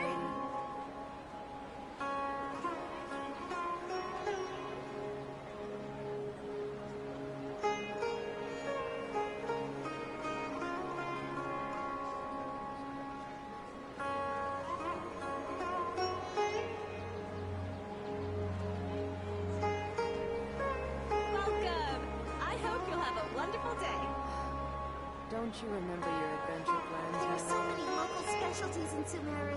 I want to buy more.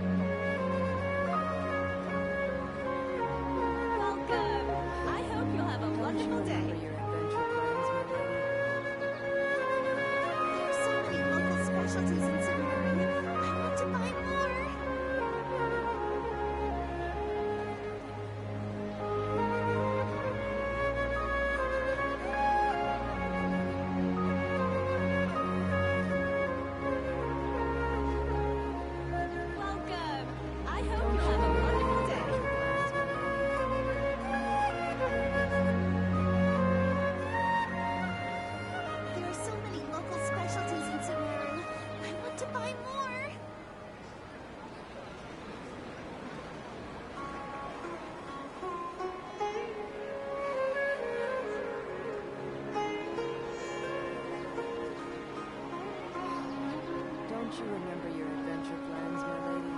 Welcome! I hope you'll have a wonderful day. There are so many local specialties in Sumeru. I want to buy more.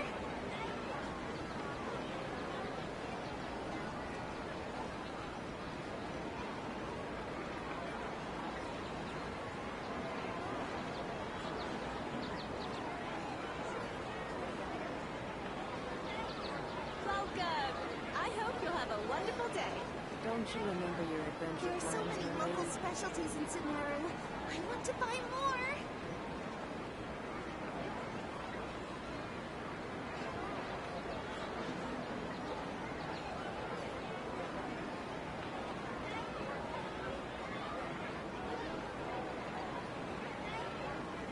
Welcome. I hope you'll have a wonderful day. There are so many local specialties in Sumeru. I want to buy more.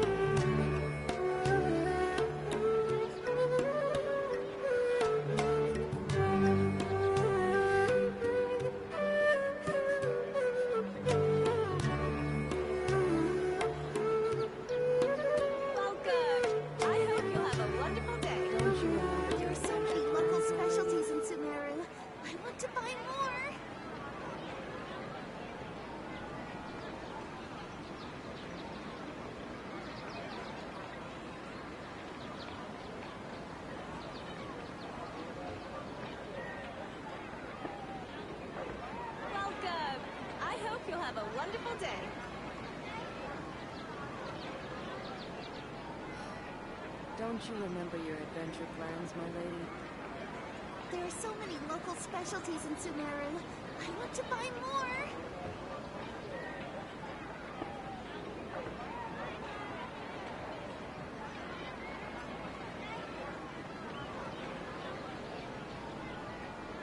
Welcome! I hope you'll have a wonderful day.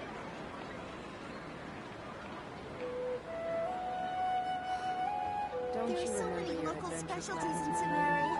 I want to buy more.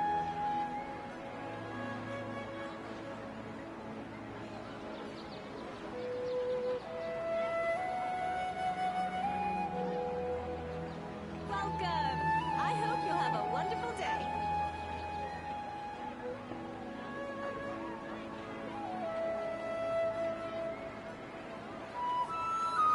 There are so many local Don't you specialties in remember your Sumeru. adventure I plans, want to my buy lady? more.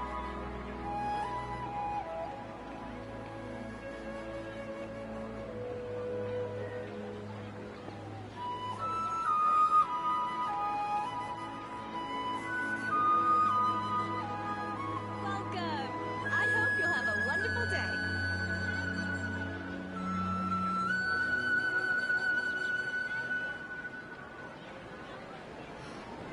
Don't you remember your adventure plans, my There are lady? so many local specialties in Sumeru. I want to buy more.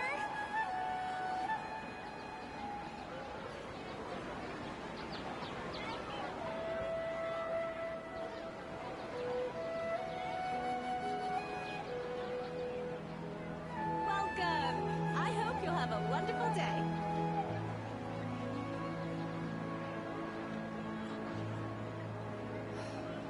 Don't you remember your adventure plans, There my are so lady? many local specialties in Sumeru. I want to buy more.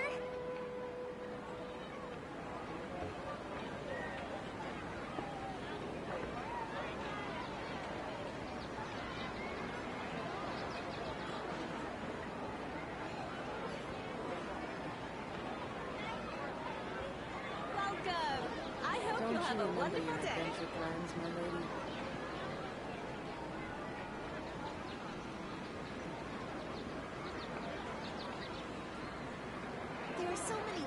specialties in Sumeru.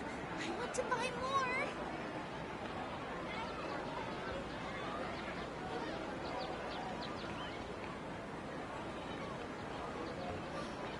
Don't you remember your adventure plans, my lady? Welcome! I hope you'll have a wonderful day.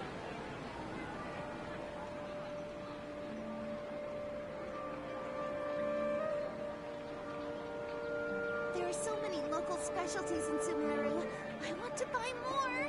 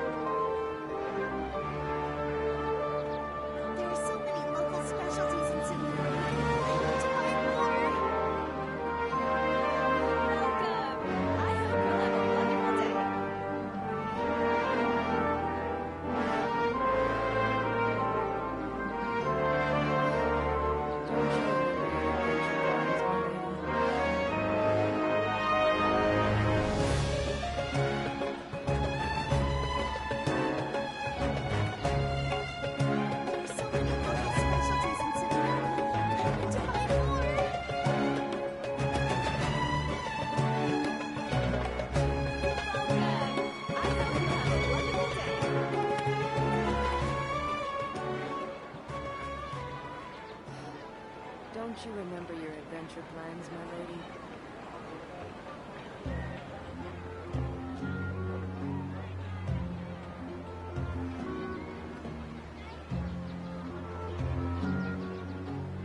There are so many local specialties in Sumeru.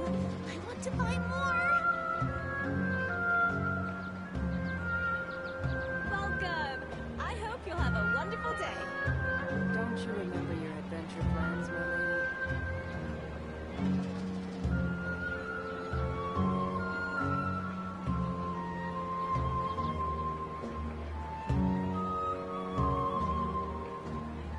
There are so many local specialties in Sumeru. I want to buy more.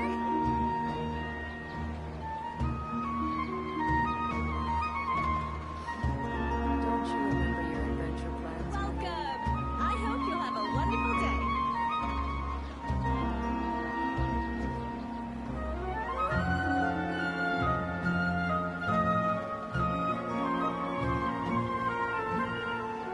There are so many local specialties in Sumeru. I want to buy more. Don't you remember your adventure plans, my lady? Welcome! I hope you'll have a wonderful day.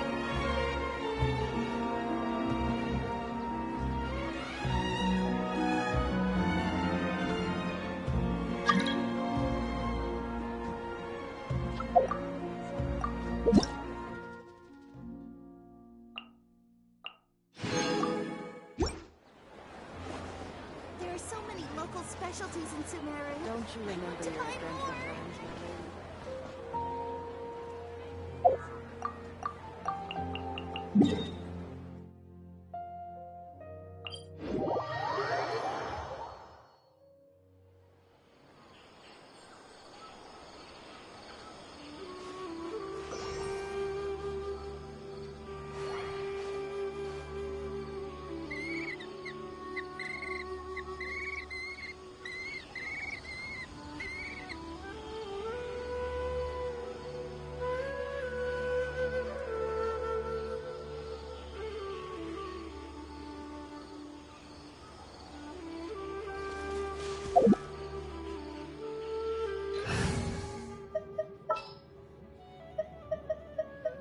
Some in-the-field research?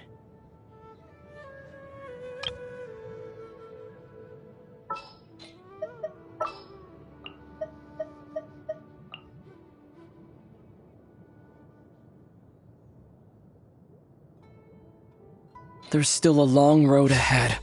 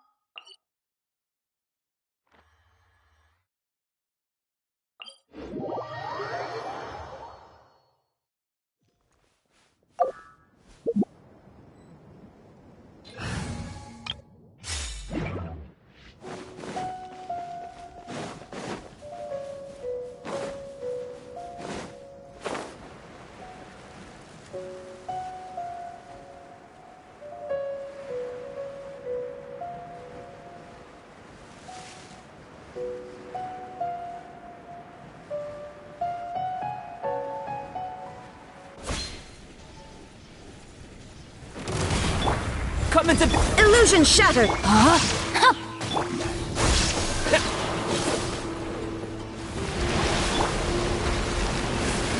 Live.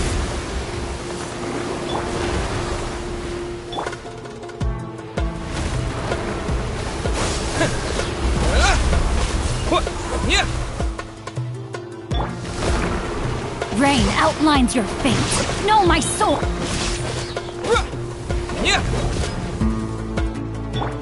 Burst forth.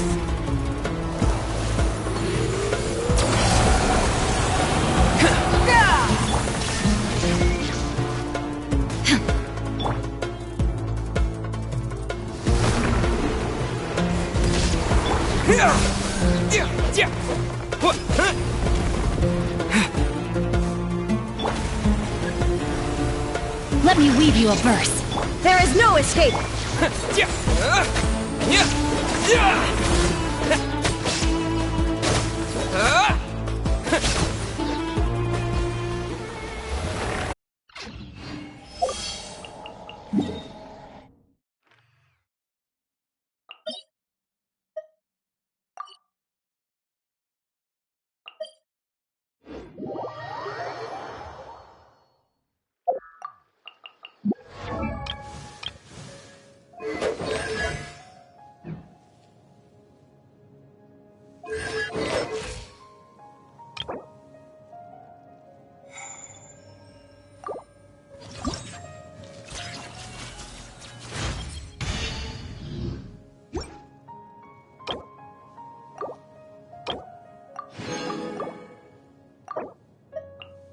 Wait. Huh? No. Whatever.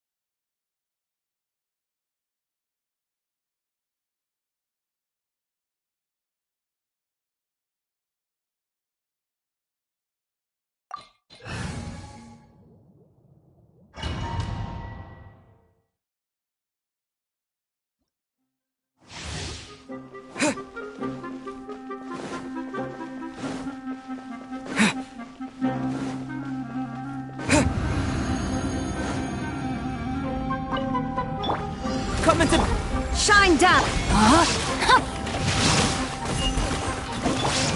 Scatter! Yeah!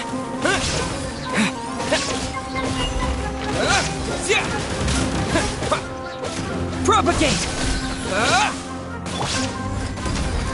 Illusion shattered. Witness the power. Spring forth! Torn to oblivion.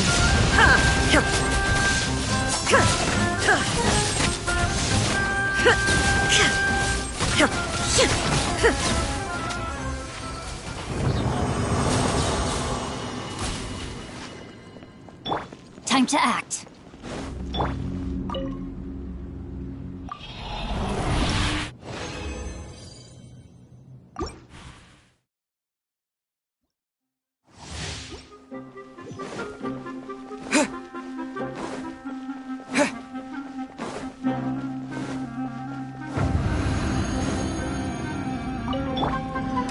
Burst forth! No, my sword!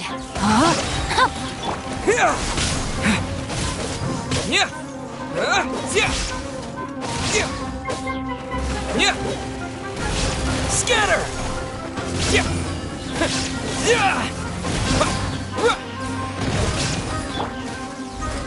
Feel this ancient power. Shine down! Propagate! Let me weave you a... Germinate! Now you shall perish!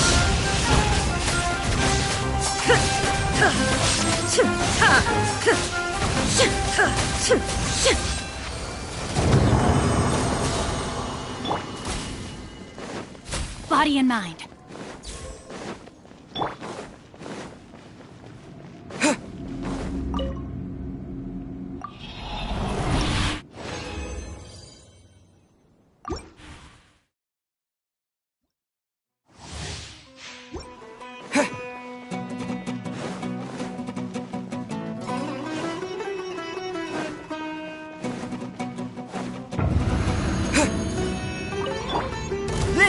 Witness my great undertaking!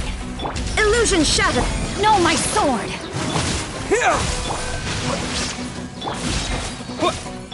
Witness the power! Spring forth! Inazuma shines eternal!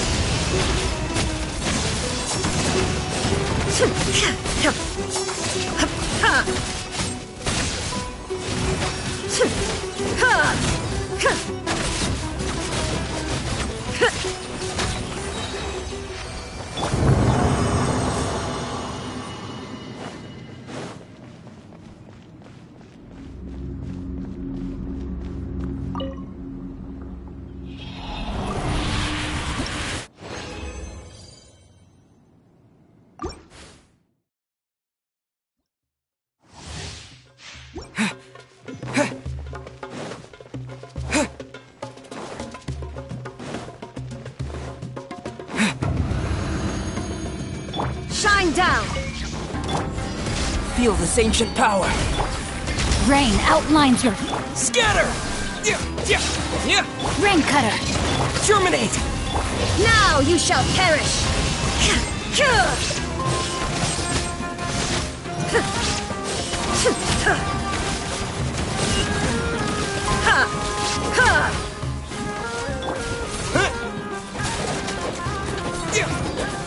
Propagate!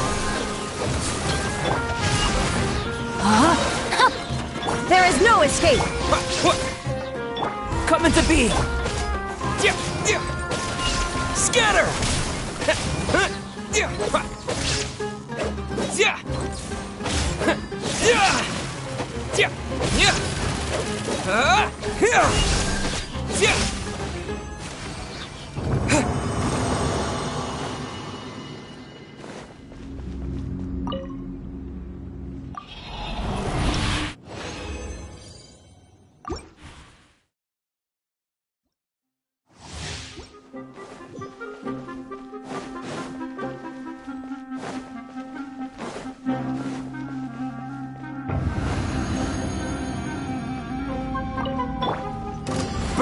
Illusion shut! Witness the power of... Spring forth! Torn to oblivion!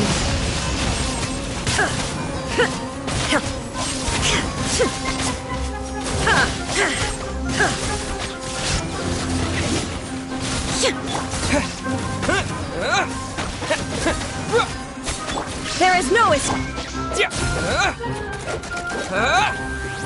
Rain outlines your fate! Scatter!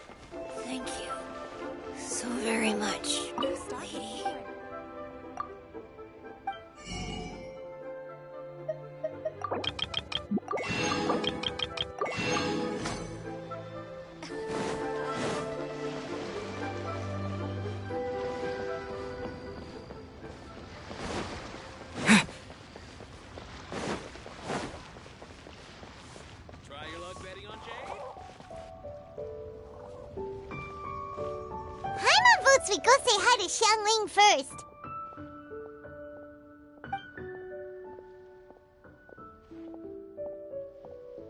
Huh? Xiangli? What a pleasant surprise meeting you here! Oh? Why, the pleasure is all mine, as is the surprise, surely. It must be fate that brings us together in this place. How have you fared as of late?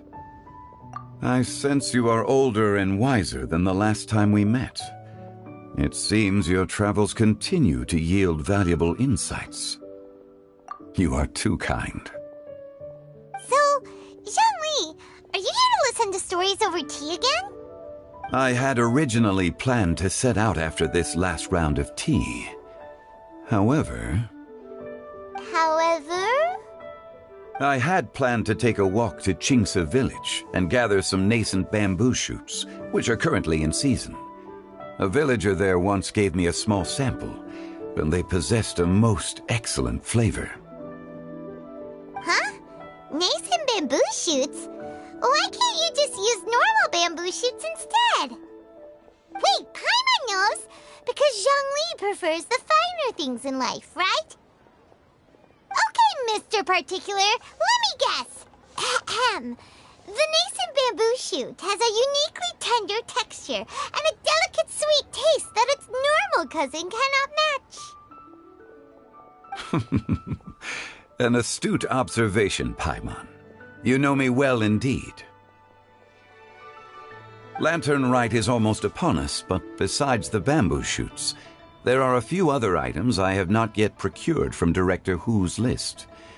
May I ask if you have already made arrangements for the days ahead?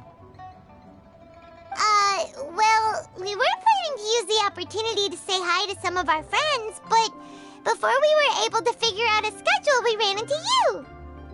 Well then, Might I invite you to imagine the sheer delight that is a soup cooked with the freshest nascent bamboo shoots in all the land. Generous cuts of pork belly and crisp, fragrant bamboo shoots placed together in the pot and left to simmer slowly for half a day. You're doing this on purpose, aren't you? Paimon's onto your plan. You just want to hoodwink us into fetching your bamboo for you.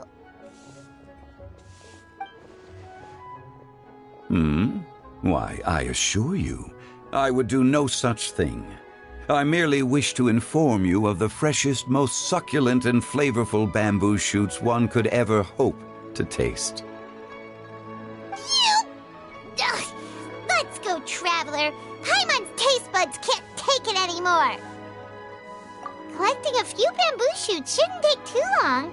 Paimon has got to get her hands on some of that soup. Such fine specimens are indeed well worth the excursion. Very well. I shall leave the bamboo shoots to you. Should you have... See? Paimon knew he was just bamboozling us. However, there is no need to rush. The streets of Liyue will be bustling with visitors and filled with all manner of celebrations during the festive period. By all means, go wherever your interests lead you. The nascent bamboo shoots would be but a wonderful final touch to a most exceptional feast. What an honor it would be to savor them in the company of friends. We're heading out. Enjoy your walk, young Lee. Take care now, you two.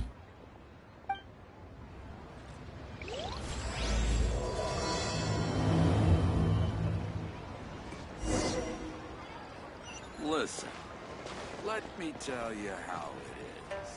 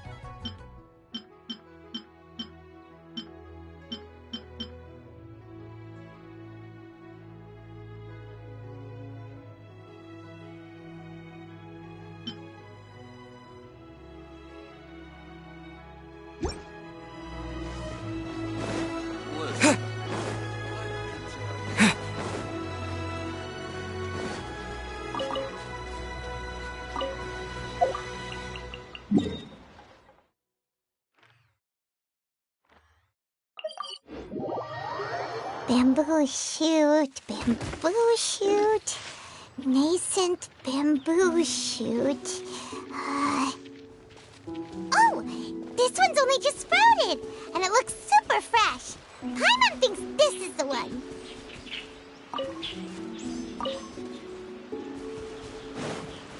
These should be enough. Let's head back. Help! Help! Did you hear that? Someone's calling for help. It's coming from over there.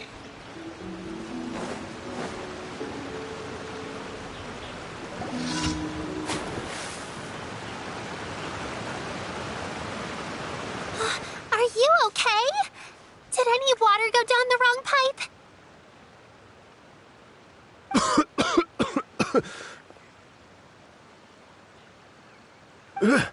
I think I'm okay now. Thank you so much. That was scary. Well, at least you're all right. All thanks to your savior here. Oh, a little girl? Greetings, everyone. My name is Yao Yao. It's a pleasure to make your acquaintance. Whoa, she's so well-mannered. My name's Paimon, and this is the Traveler. I'm Dvorak, a musician from Fontaine. I came through Stone Gate intending to head towards Liyue Harbor, but then I became captivated by the beautiful scenery, and before long, I was completely lost. Just now I was so mesmerized by the waterfall that I slipped and fell into the water. If it weren't for Miss Yao Yao's help, I shudder to think what might have happened. It's alright, Mr. Dvorak.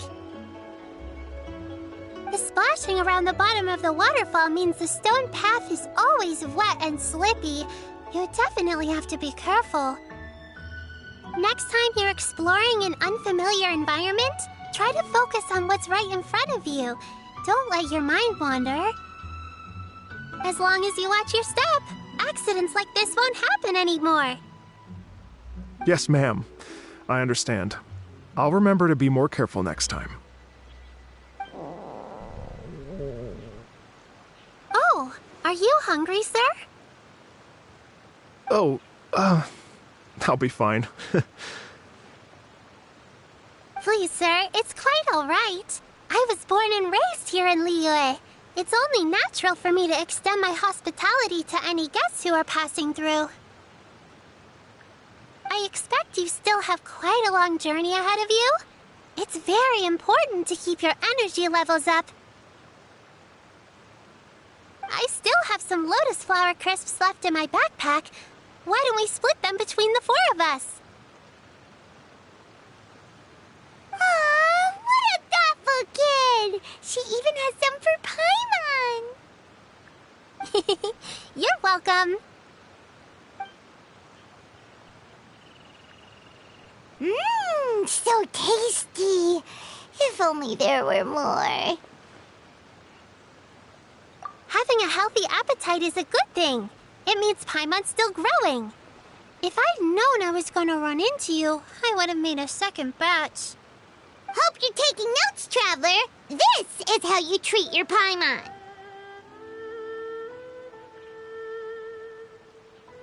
What do you think, sir? Are Liyue's snacks to your taste? I wonder if they're not sweet enough. No, they're perfect. When I was traveling through Mondstadt, I had a chance to try one of their moon pies. It had a meat filling, unlike these crisps. But apart from that, it seems like they follow a similar cooking process. Both are delicious in their own way. As for Fontaine's cooking, though, it's been a long time since I've had a taste of home. Sounds like you spend a lot of time on the road, huh? I do. It's part of my job. I'm one of the main organizers of the Iridescence Tour.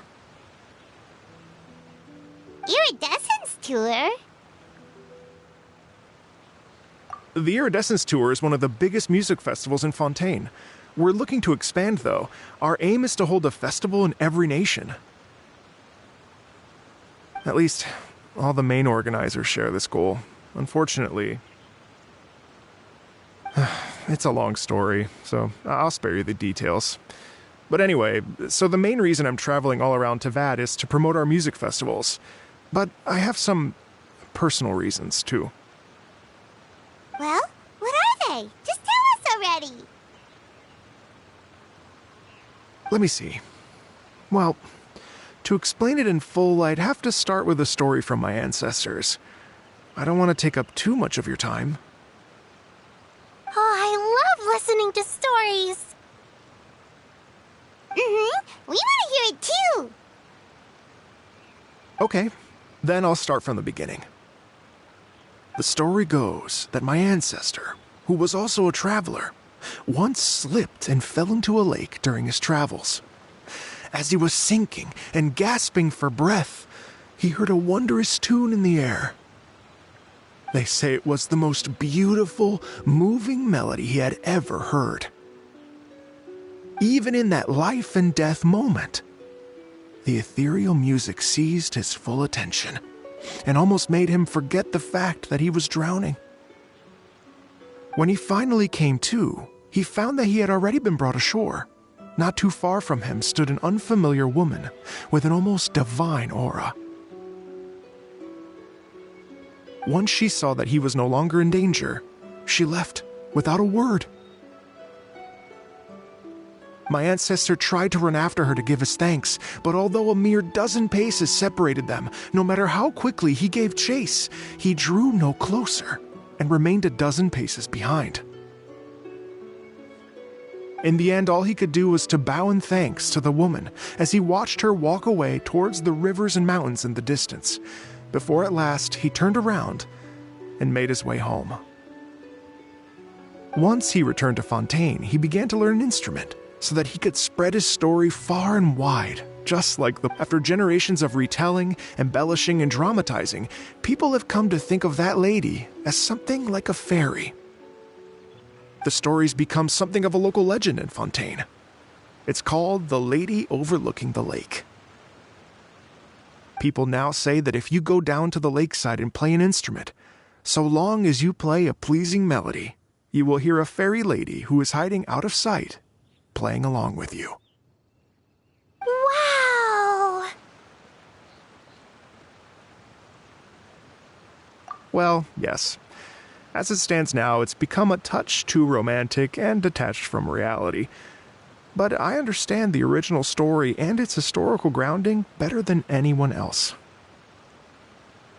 I wanted to find out the truth of this tale, so I decided to retrace my ancestors' steps and search for that lady's modern-day descendants. Of course, there's no way of knowing where my ancestor fell into the lake all those years ago, so I always knew that the search would be akin to looking for a needle in a haystack. I've spent many years on the road now, and I'm nowhere near as fit as I was in my youth. The wish that I've spent half my life chasing after has now become something of an obsession. Well, I haven't lived half of my life yet, but still, I understand how you must feel. Paimon too! It's like... imagine if you saved the center of a lotus flower crisp, which is the best part, by the way, because you wanted to eat it another day, but then suddenly, sploosh! It falls into the water, never to be seen again! Paimon would definitely remember that for the rest of her life.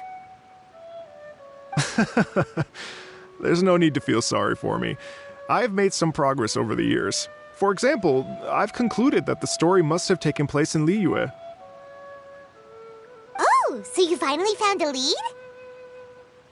Yes, in fact, that's an intriguing story in and of itself. I'd always known that Mondstadt is the city of song and freedom, but more recently, I heard that the Anemo Archon returned to Mondstadt for a festival in the fall, and learned that he himself is a patron deity of music.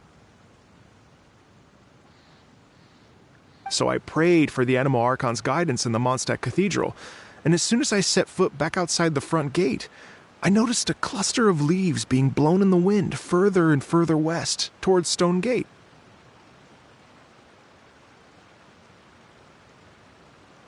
A friendly local told me that this meant the wind was guiding me in the direction of Liyue, so I followed their advice and made my way here.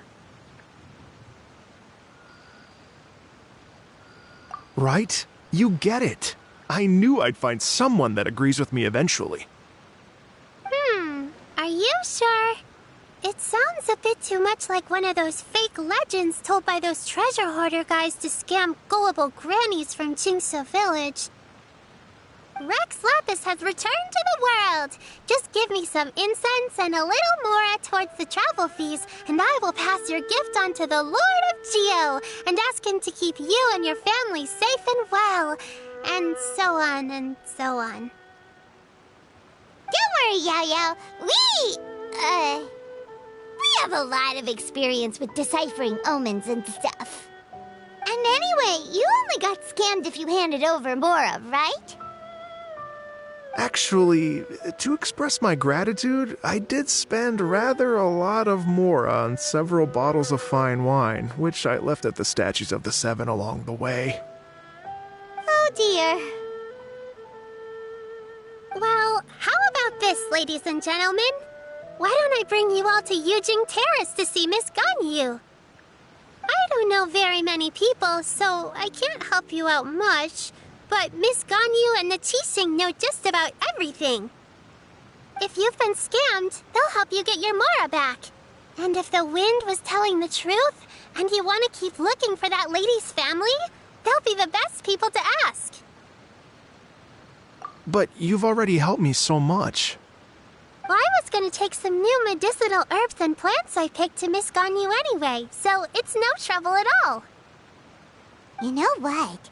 It's been a minute since we saw Ganyu too. It should be nice to pay her a visit before Lantern, right? All right. Well, my sincere thanks to you all. I will never forget your kindness. Okay, everyone. Please follow me. I'll be your guide. Remember to watch where you're going, okay? Uh-oh. Paimon's out of a job. Oh well. Paimon will just be a cheerleader instead.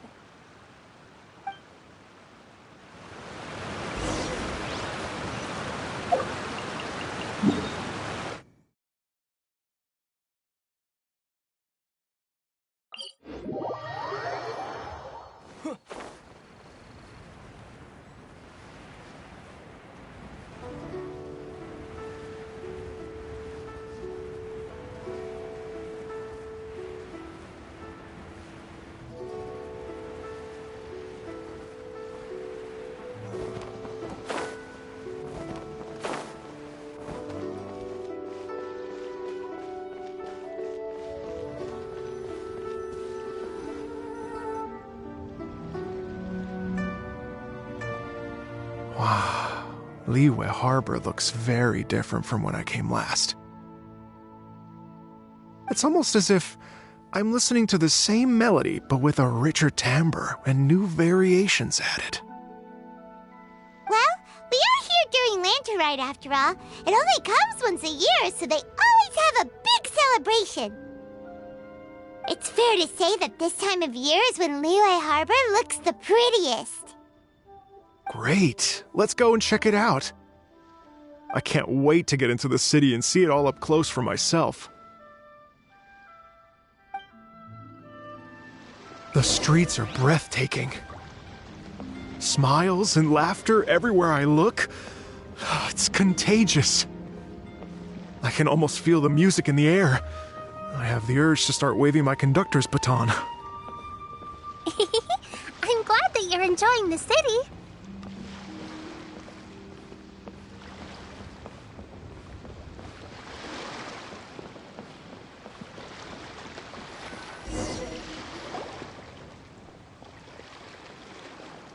Hey, everyone! Fancy meeting you all here. What a nice surprise. Hello, Xinyan. Let me introduce some new friends. They are... Traveler, Paimon, and Mr. Dvorak, right? I've known them all for quite a while. When I was last here to advertise a Liyue stop for the Iridescence Tour, Xinyan was one of the few people willing to give me the time of day. Well, feels like I've been chasing this Iridescence Tour bandwagon halfway around the world, but I keep getting stood up. What's going on, Mr. Dvorak? I'm so sorry, Xinyan. We've had a string of terrible luck recently, and every time we've tried to put on a show, something or other has come up to stop our plans from materializing. Is that right? I guess it can't be helped. So, what brings you to Liyue Harbor at this time of year anyway? Thinking of putting on a music festival during the Lantern Rite celebrations? A Lantern Rite music festival? Yes, please! No, I'm actually here on personal business this time. Oh, so no Lantern Rite music festival? I mean, that's not just up to me. Hosting a music festival takes a lot of funding and personnel. Moreover, I've never worked with the Liyue authorities before. Even if I were to start putting something together right now, I think it'd be too rushed. Wait, but we're going to meet the Liyue Qixing, aren't we? And they're the ones in charge. Uh-huh, that's right. Miss Keqing and Miss Ningguang can make anything happen. You mean... what? This is the perfect opportunity! Well, sure, it might not work out, but it can't hurt to bring it up as a suggestion. That's the spirit! See? Even the Traveler agrees with me. Mr. Dvorak, don't let yourself be put off by the fact that a few things haven't worked out recently. As for the performers, I can put you in touch with some local artists. My friend Yunjin is a well-known opera singer in Liyue. With her support and a commissioned song from the Yunhan Opera Troupe, we should be able to get something going. But what about you, Xinyan? Are you just going to sit this one out? What do you take me for? If we actually manage to make the Iridescence Tour Lantern Rock Grand Concert a reality, you think I'd let anyone else perform the opening act? Wow! There's that rock and roll spirit! What do you say, Mr. Dvorak?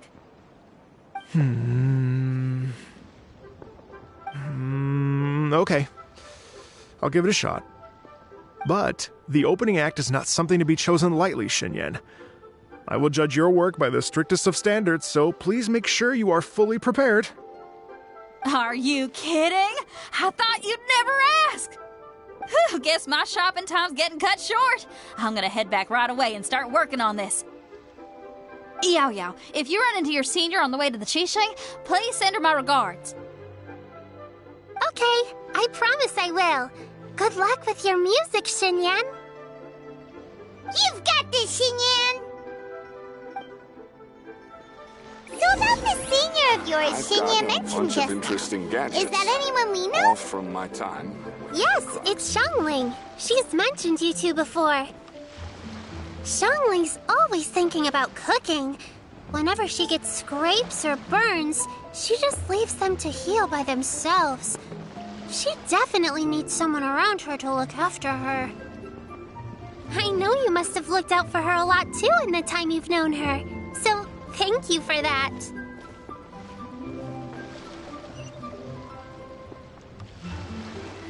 Welcome.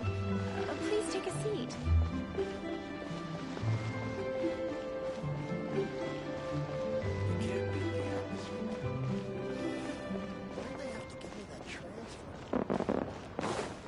Lanternite means that Place to go for classic UA dishes.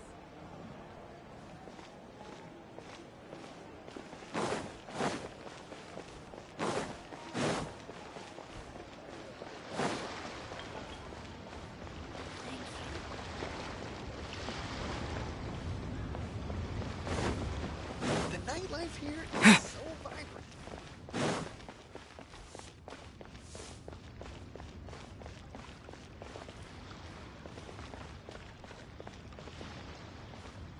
A toast another to our success.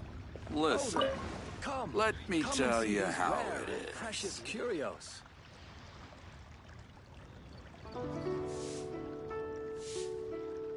Should I save this money or invest it?